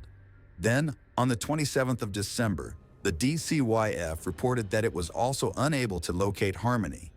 Manchester police announced a search was launched on the 31st of December. Emails sent by Mrs. Sorey to the Manchester mayor's office, begging for help in finding her daughter, have also now come out. "Please, I'm begging for help in finding my daughter," she wrote on the 29th of December. In her emails, Mrs. Sorey said Adam Montgomery had never enrolled their daughter in school and that she has missed important doctor's appointments she's had since a baby due to a disability in her eye. The emails were sent just 2 days before police finally reported Harmony missing. As well as the repeated attempts to raise the alarm, the family was well known to child services. Newly released records released on the 12th of January have emerged showing that police officers were called to the Guilford Street home at least 10 times between February 2019, when Montgomery got custody of Harmony, and when she was last seen in the fall. Reports ranged from claims of domestic disturbances to animal welfare and concerns about the living conditions in the home. The DCYF was notified about some of the incidents. New Hampshire Governor Chris Sununu announced on the 12th of January that the DCYF is carrying out an internal review of its handling of Harmony's case. However, the governor defended the state's work, saying, "As soon as we found out that this child may not have been showing up for school for quite some time, it was reported up to us. The team got right on it. It wasn't a delay. It didn't sit in a file on somebody's desk." An independent investigation is also being carried out by the Massachusetts Office of the Child Advocate after Harmony was moved from Massachusetts into the custody of her father in New Hampshire in February 2019. Now officials in New Hampshire and Massachusetts are passing the blame between each other. The New Hampshire governor sent a letter to Massachusetts court officials slamming a judge for placing Harmony in the care of her monster father, giving his violent past and long rap sheet. Massachusetts Governor Charlie Baker responded to the criticism by saying he felt his pain, but said he wants to wait and see the results of the independent review by the Massachusetts Office of the Child Advocate. Investigators have revealed very few details about what they think may have happened to Harmony. The Guilford Street property has been a focus of much of the search, with investigators seen in the home and the backyard for multiple days. However, Manchester police said the search had concluded there. It is not clear if anything of interest was uncovered, and no other locations for searches have been identified. Chief Aldenburg insisted on the 12th of January, but they are still working on the belief that Harmony is alive. However, he admitted that he was a little discouraged by the case so far and pleaded with the public to come forward with information. He added, "Somebody out there knows something." Despite the national attention and the painstaking efforts to find the missing child, investigators appear to have made very little headway. Though concerning, the lack of progress is perhaps unsurprising, as whoever has information about what happened to the little girl has had a more than a 2-year head start on the investigators. On the 14th of June 2022, law enforcement officials were seen transporting a refrigerator and taking potential pieces of evidence from the scene at a Manchester home where Harmony Montgomery's father and stepmother, Adam and Kayla, once lived. Former FBI agent Jennifer Coffindaffer stated that bringing in the refrigerator is usually used to maintain biological evidence. If they found a body or body parts in a freeze, law enforcement would want to maintain the level of decomposition, Coffindaffer said. "I have a really creepy feeling about this. It's not good." Several law enforcement agencies were seen outside the Union Street apartment complex, where investigators were focused on the second-floor unit, where Montgomery's father, Adam Montgomery, and his now estranged wife, Kayla, once lived. A woman called Darcy Hambleton, who lives behind the apartment complex, told a reporter that she briefly saw police enter the building on Monday, and it seemed casual. But by 9 a.m. Tuesday, Hambleton said she saw a full-scale investigation from her balcony, which included 6 to 7 officers behind the building at any given time. She added that she saw an individual in an FBI t-shirt and one man in a hazmat suit, and noted that the front of the complex is a media circus. Investigators were later seen taking a refrigerator wrapped in biohazard tape from the apartment and loading it into a truck. A camera was also used to search the sewer in front of the building. "I knew about the case since 2021 when Harmony was initially reported missing. It's all over Manchester on signs and billboards," Hambleton said. "But I had no idea that her father had lived behind me." Noting that she has a 7-year-old daughter herself, Hambleton added that her heart is in my stomach right now thinking that something could have happened to that little girl here. After this raid, Crystal Sorey stated publicly, "I know in my heart this is no longer a rescue mission. They're looking for a body." In a disturbing follow-up, Kelsey Small, one-time girlfriend of the father of missing Harmony Montgomery, was recently found dead in Manchester, police said. Small, 27, was with Adam Montgomery when police found the homeless couple sleeping in a car on December 31, 2021, in the early days of the search for Harmony. "The cause of death is still pending, but it does not appear suspicious," said police spokeswoman Heather Hamill. According to court records, police were on their 4th day of searching for Harmony when they found Adam Montgomery and Small sleeping in a car on New Year's Eve. The car was parked on Harvell Street on the west side, close to the Gifford Street home where the Montgomery family had lived 2 years earlier. Small told police she had been romantically involved with Adam Montgomery for more than a year. She knew he had 4 children from previous relationships, but he was not in touch with any of them and never talked about Harmony, she told police. She had no idea where Harmony might be.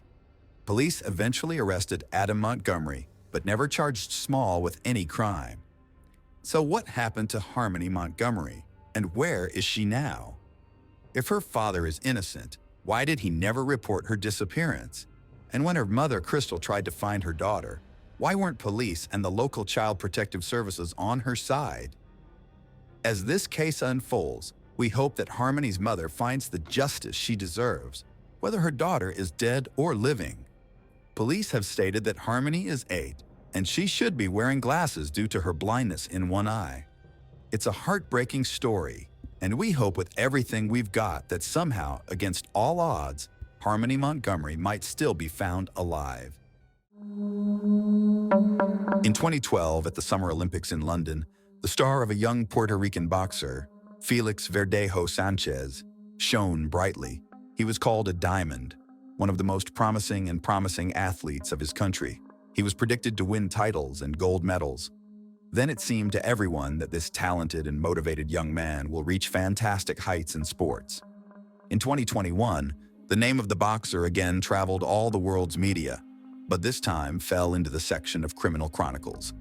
This story is about a teenage attachment that grew into a kind of addiction and led to a terrible tragedy, and also about how the author of the main knockout of 2014, who was praised and promoted by 2-time Olympic champion Vasyl Lomachenko, almost received a death sentence, but eventually went to prison for life. It is noteworthy that despite the presence of irrefutable evidence and confessions of the boxer's accomplice, he himself to this day refuses to plead guilty. The future star of world boxing was born in the Puerto Rican city of San Juan in 1993 on May 19th. He grew up in a rather modest large family and from an early age was fond of port. True, in childhood, he planned to connect his life with baseball, but his further fate was determined by a funny incident. When the boy was 9 years old, a family friend came to visit them with his son of the same age. The boys were playing in the yard, but suddenly quarreled and a fight broke out. Parents separated the children, and the father of the future athlete noted that if he wants to fight with someone in the future, let him wear boxing gloves. After that fight, Felix, at his request, was taken to a local gym, where the boy, as he later admitted himself, from the first training session fell in love with boxing. At the age of 16, he won the Pan American Junior Championships. A year later, he won his country's championship, and a year later, he went to the Olympic Games in London, where he reached the quarterfinals. In the same year began his brilliant career in the professional ring. In total, Verdejo had 29 fights, gaining 27 confident victories, and in 2014, he was recognized as the author of the best knockout in the fight against Sergio Villanueva. A year later, Felix won his first championship belt with the WBO Latino title, which he subsequently defended 6 more times in 2 years. Everyone who saw him in the fight had no doubt. This young man will write his name in the history of world boxing. And now let's get to know Keishla Rodriguez. The girl was born in November 1993 in San Juan. The full name given to her at birth is Keishla Marlene Rodriguez Ortiz. Her parents, Jose and Kayla Rodriguez, had another common daughter, Bereliz Nicole, and also the couple raised Kayla's son, Jonathan, from a previous marriage of a woman. Keishla grew up an open and sociable girl. She did well in school and adored animals, dreaming of becoming a veterinarian in the future. Her best friend was her sister Bereliz, to whom she confided all her secrets and worries. Keishla studied in the same school with Felix Verdejo, who was her age. Young people were acquainted since childhood, and in adolescence between them began a romantic relationship. In 2011, Rodriguez's parents divorced and separated. Kayla moved to relatives in Florida, and her daughters, who were by then already adults, decided to stay in San Juan. Despite the fact that each of the sisters had long since lived their own lives, they continued to stay in close contact and told each other about everything that was happening to them. At the age of 18, a promising boxer, who has already managed to take part in the Olympic Games, had an affair with a young schoolgirl and aspiring model, Elisa Maria Santiago Sierra. At that time, the girl was only 14 years old, and she was still in school, but even then she made big plans for the future with a promising and world-famous athlete. In addition, Eliza's parents were not at all against this relationship. Attractive and talented Felix, who has always had a lot of fans, becoming a boxing star, literally bathed in the rays of fame and was surrounded by female attention. He did not miss the opportunity to spin a novel or a passing affair on the side, and also, despite the serious relationship with Eliza, continued to meet with his school friend Keishla. Keishla's sister, Bereliz, and her mother, Kayla Rodriguez, knew about the affair and did not approve of the relationship. In addition, the situation was very ambiguous. On the one hand, Eliza considered herself the only woman and great love of the athlete, was preparing for the wedding, and made far-reaching plans for their joint future. On the other hand, Keishla knew that the lover has a fiancé, but at the same time, Felix did not let her go. On top of that, he was her first great love, and deep down, the naive girl herself still hoped to be the one. In 2016, the boxer did marry the young Eliza, who at that time was barely 19 years old. Eliza by that time was already quite a famous model, had tens of thousands of followers in social networks, and also opened her own beauty studio for eyelash extensions. In August of the same year, just a few months after the wedding, the athlete got into a serious car accident when he was rushing on his motorcycle. He was taken to the hospital in serious condition with head injuries, bruises, and lacerations. His trainer, Ricky Marquez, seriously feared that his talented charge would go off the rails at the height of his career. But Felix, contrary to the disappointing prognosis, made a rapid recovery and soon returned to the ring. In September 2019, the boxer published in his profile in the social network a picture with Elise, who was in a large term of pregnancy. In the comment to the photo, he wrote, "Soon I will meet my daddy's princess." And a month later, he announced the birth of a daughter, who was given the name Miranda Verdejo Santiago. The young man in public looked like a loving husband, caring father, and an exemplary family man. But secretly from his wife, he continued to meet with Keishla, who could not let go. As Eliza later admitted, she guessed that her husband was cheating on her, but every time he tearfully vowed to leave his mistress. Keishla repeatedly tried to break off this painful relationship, but Felix would not let her go.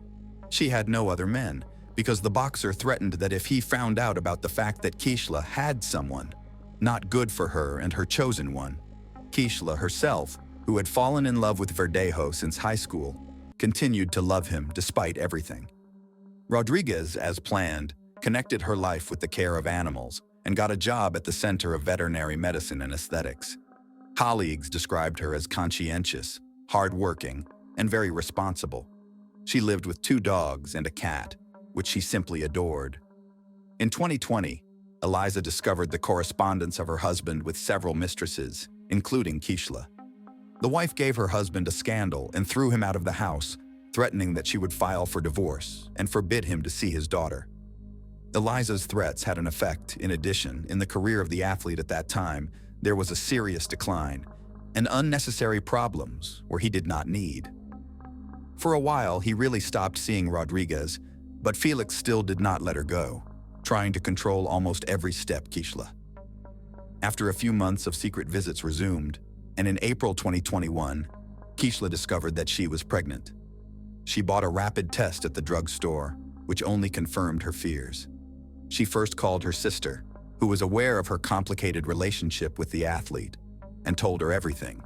It was out of the question to have an abortion, because Keishla was already 27 years old, and she was ready to have a child, even if she had to raise it on her own.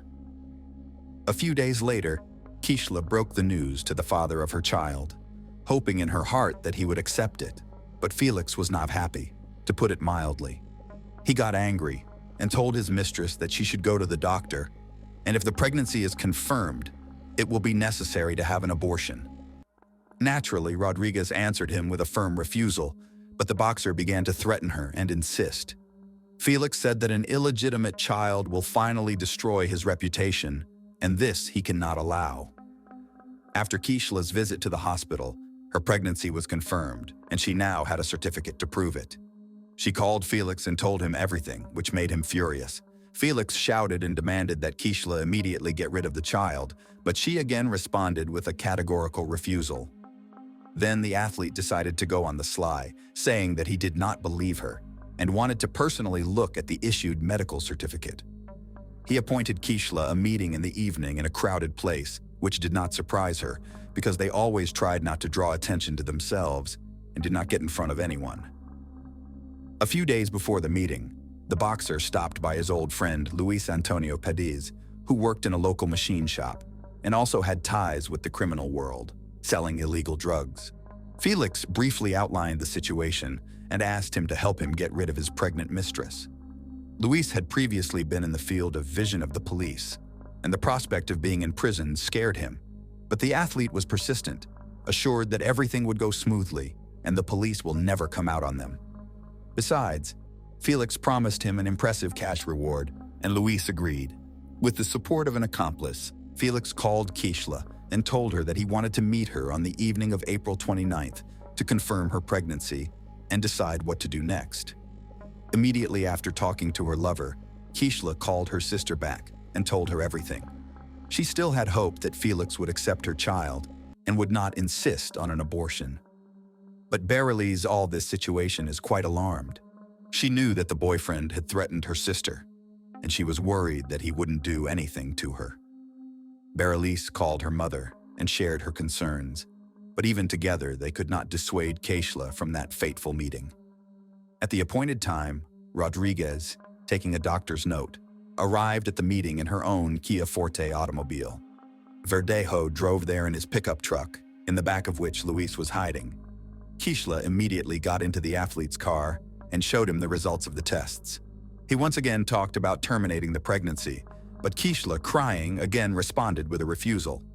Against this background, the couple began to quarrel violently, turning to shouting. Then Felix suddenly hit Keishla in the head with his fist, from which she immediately lost consciousness.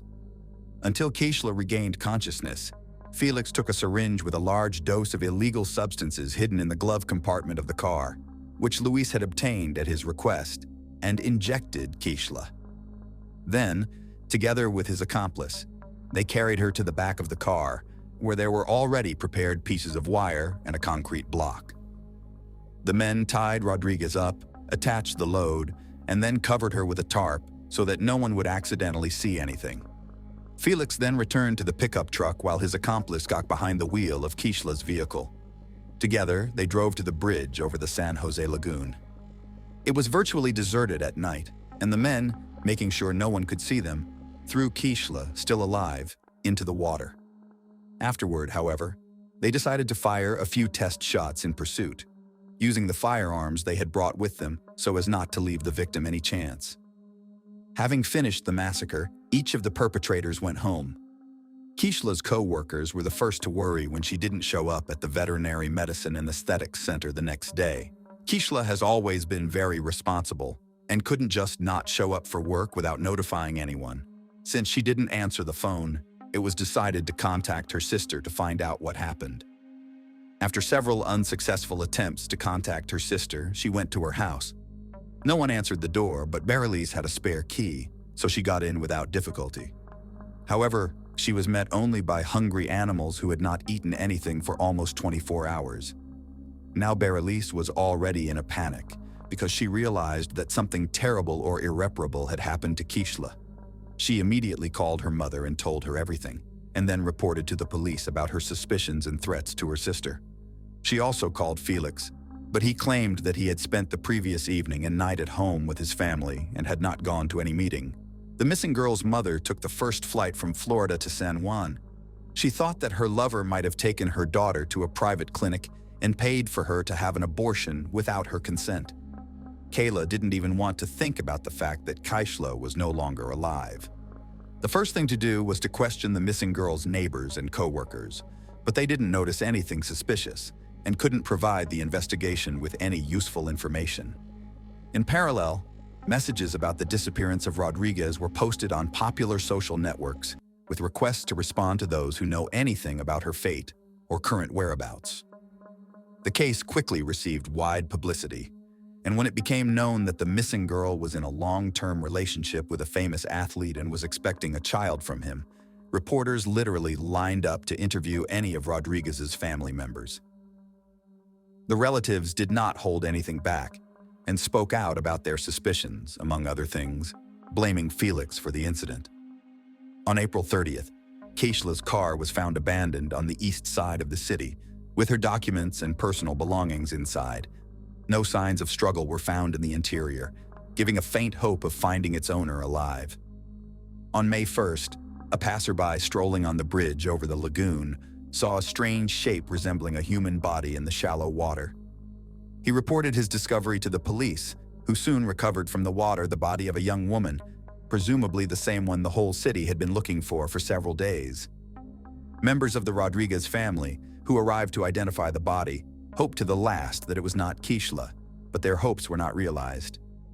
The body had been in the water for several days and changed a lot, but the girl was immediately identified by a remarkable tattoo on her arm. When news of the gruesome discovery hit the press, the residents of the city revolted and began to go out to spontaneous rallies, demanding punishment for those responsible. The same day, Verdejo was detained and taken to the police station for questioning, but the athlete categorically denied his involvement and claimed that on the night of Keishla's disappearance, he was at home with his family. As there was nothing to charge him, Felix was released on his own recognizance. One of the key witnesses was the athlete's legal wife, who at the first interrogation admitted that she was aware of his affair with Keishla, but that she had heard about her rival's pregnancy for the first time. On top of that, she did not confirm her husband's alibi, saying that he was not at home on the night of the murder. The first thing investigators did was check traffic surveillance footage on the way to the bridge from which Keishla was thrown. That's how they found Felix's pickup truck and the victim's car traveling behind each other. but the Kia Forte was clearly not driven by its owner. On the same day, the boxer's car was seized for examination, and in its body they found some hair of the deceased. Luis was the first to surrender to the police, promising to tell the whole truth in exchange for a reduced sentence. Felix was also taken into custody, but he refused to cooperate with the investigation, did not answer questions, and continued to deny his guilt, despite the presence of irrefutable evidence. A firearm was seized from Felix, which he used to shoot the victim from the bridge, and for which he had an official permit. Also, a cell phone check confirmed the fact that Felix, Luis, and Keishla were in the same location on that fateful night. Keishla's final farewell was on May 8th, and the funeral ceremony was all over the national news. It was a kind of action calling for the perpetrators of the tragedy to be punished to the full extent of the law, as well as an action to draw public attention to the problem of gender violence.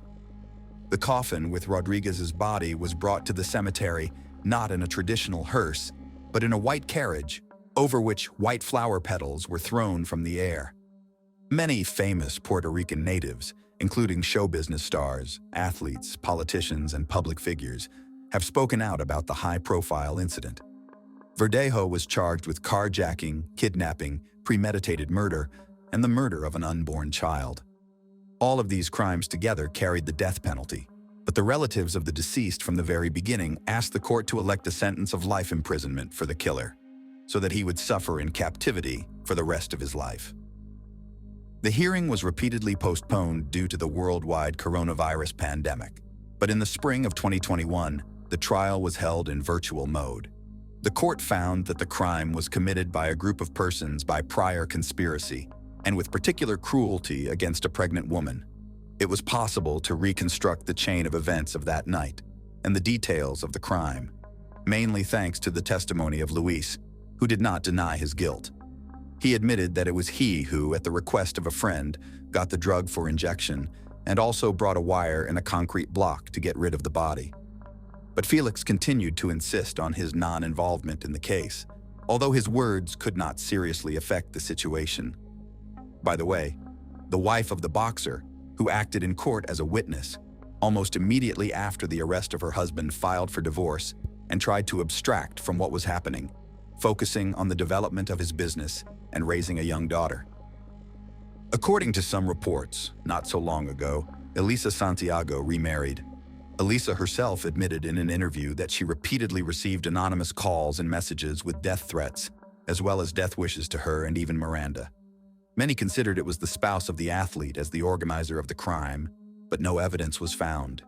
In the summer of 2023, it became known that the jury, having familiarized itself with all the evidence and heard the testimony of all the witnesses, was finally ready to announce the final verdict.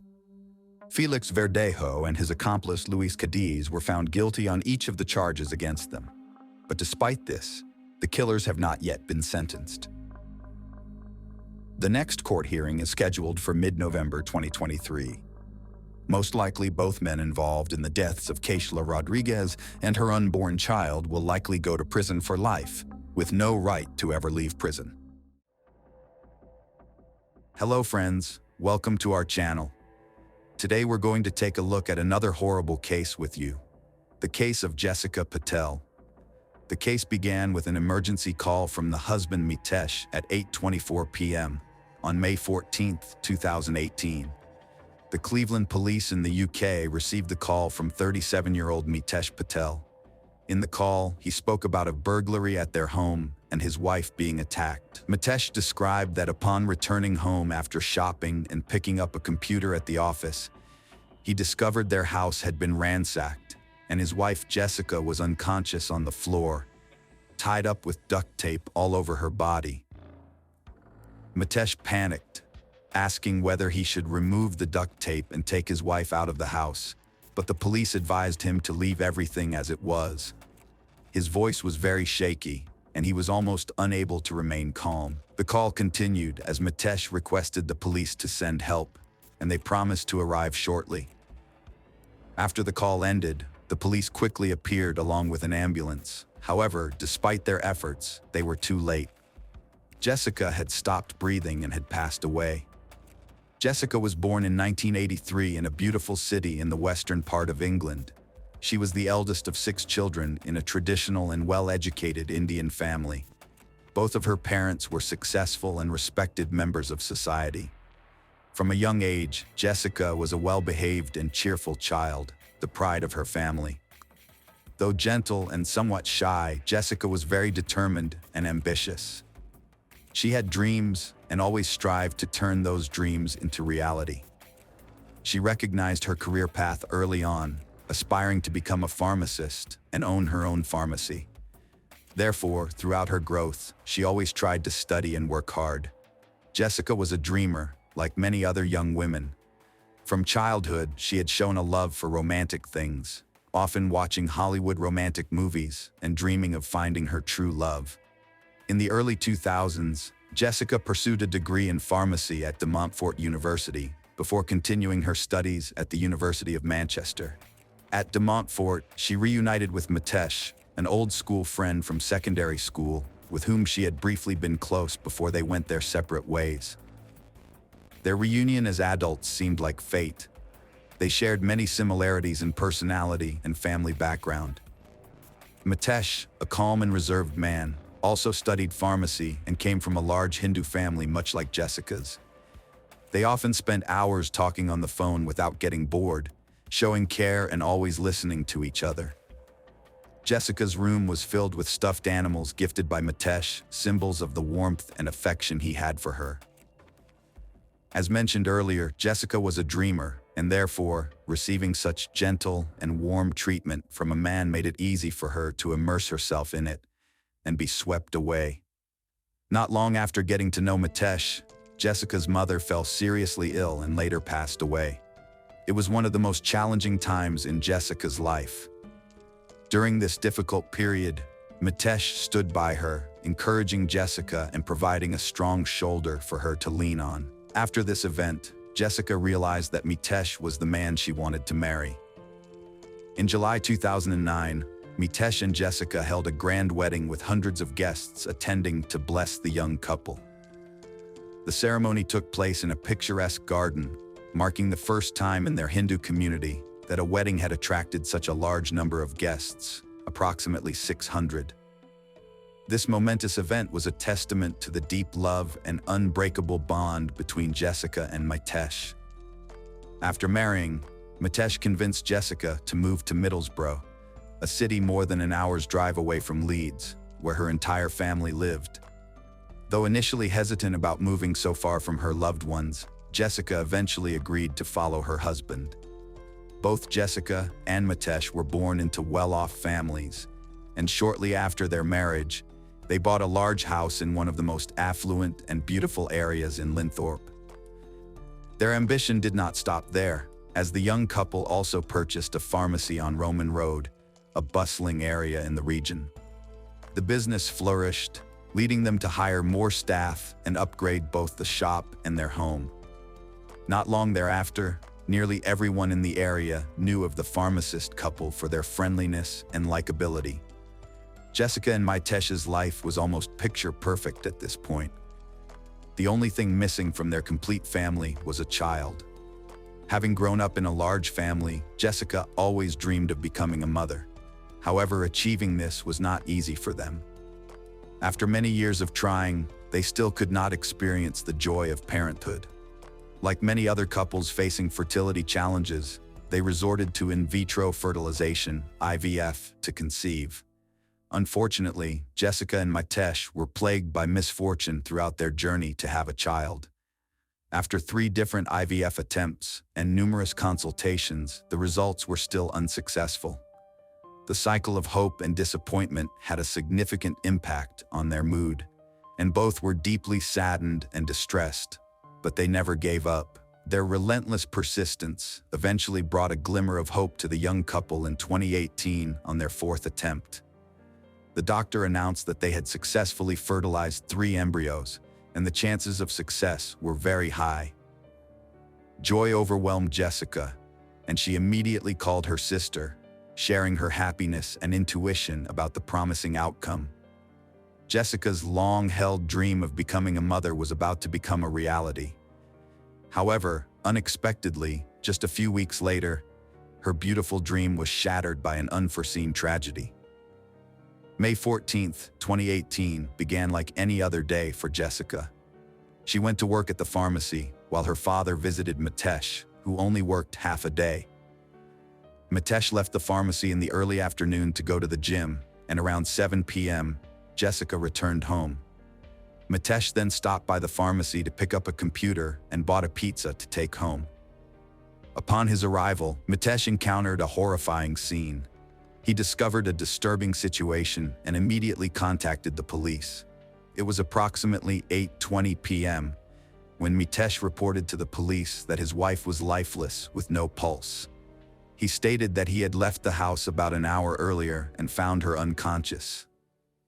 He had removed tape from her neck, legs, and arms, emphasizing that there was no response from her when questioned about the bruises. Mitesh noticed bruises on her neck and blood on the floor, and he attempted to wake her up in distress, but his efforts were unsuccessful. On the other end, the police informed him that an ambulance was on its way. Eventually, when the medical team entered the house, they found Jessica in the living room. They did everything they could to save her, but it was too late.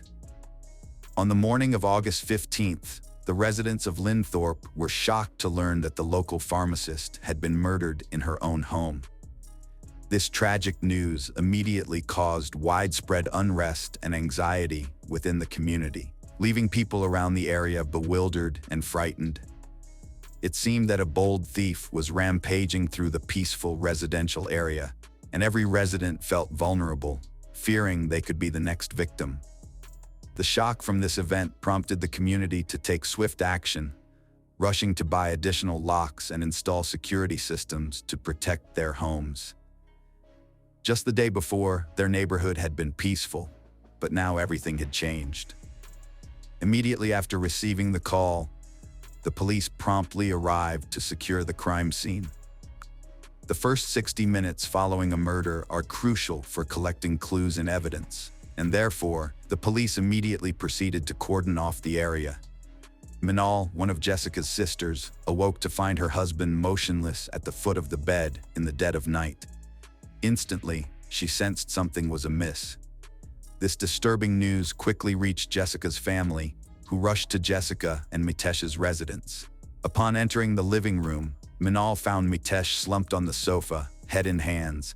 She sat beside him, offering solace, and Mitesh, overcome with emotion, buried his face in her shoulder, surrendering to uncontrollable sobs. Minal reassured him that no matter the circumstances, the family would stand by him unwaveringly. The room was heavy with sorrow, and the sound of weeping spread, piercing the hearts of all present. After the police asked Mitesh and Jessica's family to leave the house, they began a thorough examination of the crime scene. The first thing they noticed was that there were no signs of forced entry or vandalism from the outside, suggesting that Jessica might have known her attacker, although Mitesh insisted that she was trusting and could have opened the door to anyone. Meanwhile, the police needed to verify the alibis of all the people involved, and the first person on their list was Mitesh, who had the closest relationship with Jessica. The police needed clear details about Mitesh's actions that day, not just to confirm his alibi, but also to establish the timeline of the intruder's entry into the house. Determining exactly when Mitesh left the house was crucial, allowing the police to check the surveillance footage from the security cameras in the area during the time of the crime. Mitesh admitted that he had left the house around 7 p.m. to buy pizza and then drove home, where he discovered Jessica unconscious in the living room next to the window, with her legs and arms tied with tape. The house was in a state of disarray, with items scattered everywhere. Mitesh stated that he was away from home for just over half an hour, so Jessica must have been murdered between 7:45 and 8:20 p.m. Previous examination results showed that Jessica died from asphyxiation, and the bruises on her neck indicated that the attacker had used a type of cord to strangle her on May 17, 2018.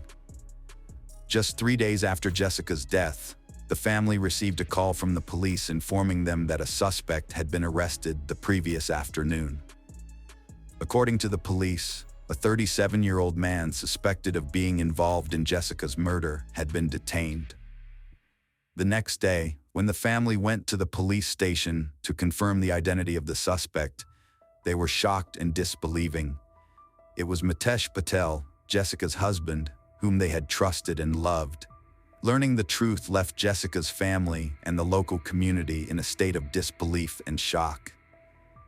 Initially, people thought there might have been a mistake in the police investigation. However, the police affirmed they had sufficient evidence to suspect Mitesh.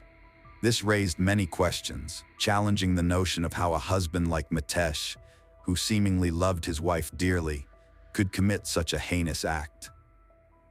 During the investigation, the police searched the house and found a hidden hard drive from the security camera system. It was concealed among the clothes and placed under the mattress in the bedroom. This security camera system had never been mentioned to the police by Mitesh before. The security camera data revealed that Mitesh had returned home at 3 p.m. and did not leave.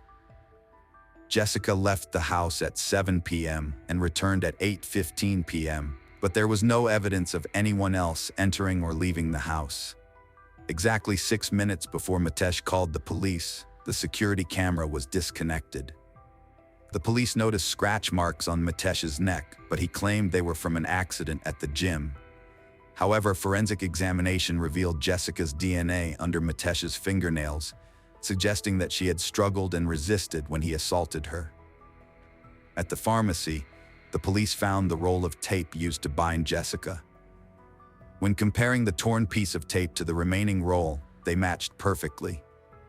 A suitcase full of clothes was also found under the bed, and during a search of the medicine cabinet, they discovered jewelry worth approximately £25,000 in a gold bar stored in a safe. With this evidence, Mitesh became the prime suspect. The police decided to investigate Mitesh's motive by checking his mobile phone and personal computer. In the search history on Mitesh's computer, they uncovered a horrifying truth. Since 2013, or precisely about 5 years before Jessica was murdered, Mitesh had been searching the web for keywords like "how to kill wife," "insulin overdose," and even viewed a video on the time needed to make someone stop breathing entirely. Notably, shortly after searching for these terms, he purchased a life insurance policy worth £2 million on Jessica. The police found irrefutable evidence when examining the iPhones of both Mitesh and Jessica. Mitesh seemed confident in his intelligence, but he was unaware that iPhones have a health app that records the user's heart rate and activity. This app tracks every movement up and down stairs, as well as heart rate, and all this data is accurately recorded according to specific timestamps. The health app on Mitesh's phone showed that after returning home with the pizza, Mitesh did not immediately call the police. Instead, he went upstairs for about 4 minutes, which led the police to believe that this could have been the time he attempted to hide the hard drive of the security camera system. The health app also showed that Mitesh was running around the house at approximately 7:04 p.m., implying that he was scattering items to create a fake crime scene of a burglary. He then moved Jessica's phone and placed it near the entrance to suggest that an intruder had dropped it while fleeing. Mitesh had thoroughly planned to kill his wife, hiding their troubled marriage from the world. The trial exposed the shocking reality behind their seemingly perfect relationship, catching Jessica's family off guard. Mitesh confessed to the entire process of committing the crime and the full story behind the case. On May 14, 2018, Mitesh returned home after his earlier gym session, while Jessica came home around 7 p.m., unaware that Mitesh had been waiting for her. As Jessica entered the house, death awaited her. Mitesh acted quickly, using a plastic bag to cover Jessica's head, attempting to suffocate her. Though Jessica struggled and fought for her life, the plastic bag tore, but Mitesh did not stop there.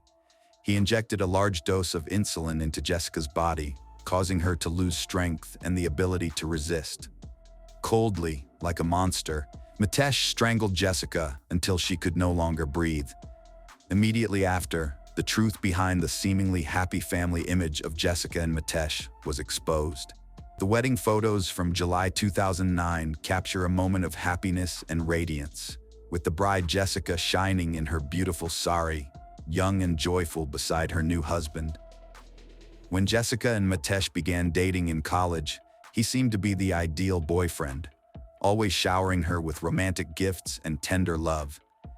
They appeared to be the perfect couple when Mitesh proposed in 2009, even though the family thought it was too soon. Jessica managed to convince them of their love and decision, despite her family's strict adherence to Hinduism, as they did not want to wait. Divya depicted Jess as graceful, witty, and feminine. As children, they connected over Bollywood love stories, igniting Jess's aspirations for romance and family. Their extravagant garden wedding in Leeds, where Jess was raised, signaled the beginning of their new chapter.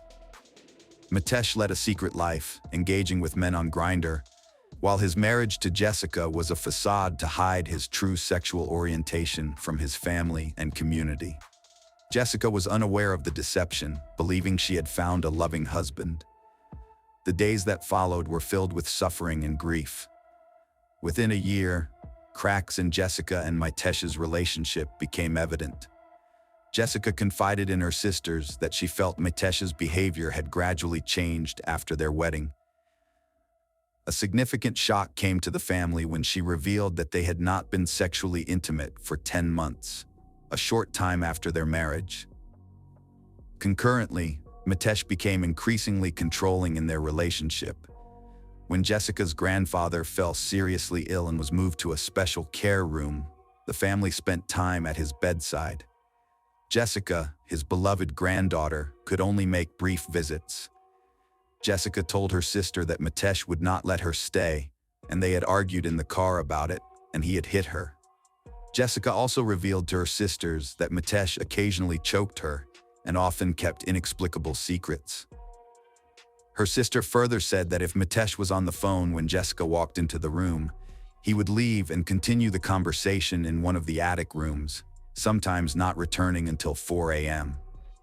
Despite the mistreatment she endured, Jessica was a forgiving and gentle woman, and she harbored no resentment towards her husband and did not want to abandon their marriage. Perhaps her love for him had become something greater, allowing her to endure all the unfair treatment that Mitesh inflicted on her. However, ultimately, Jessica's heart was completely shattered when she discovered the devastating truth that Mitesh had never loved her.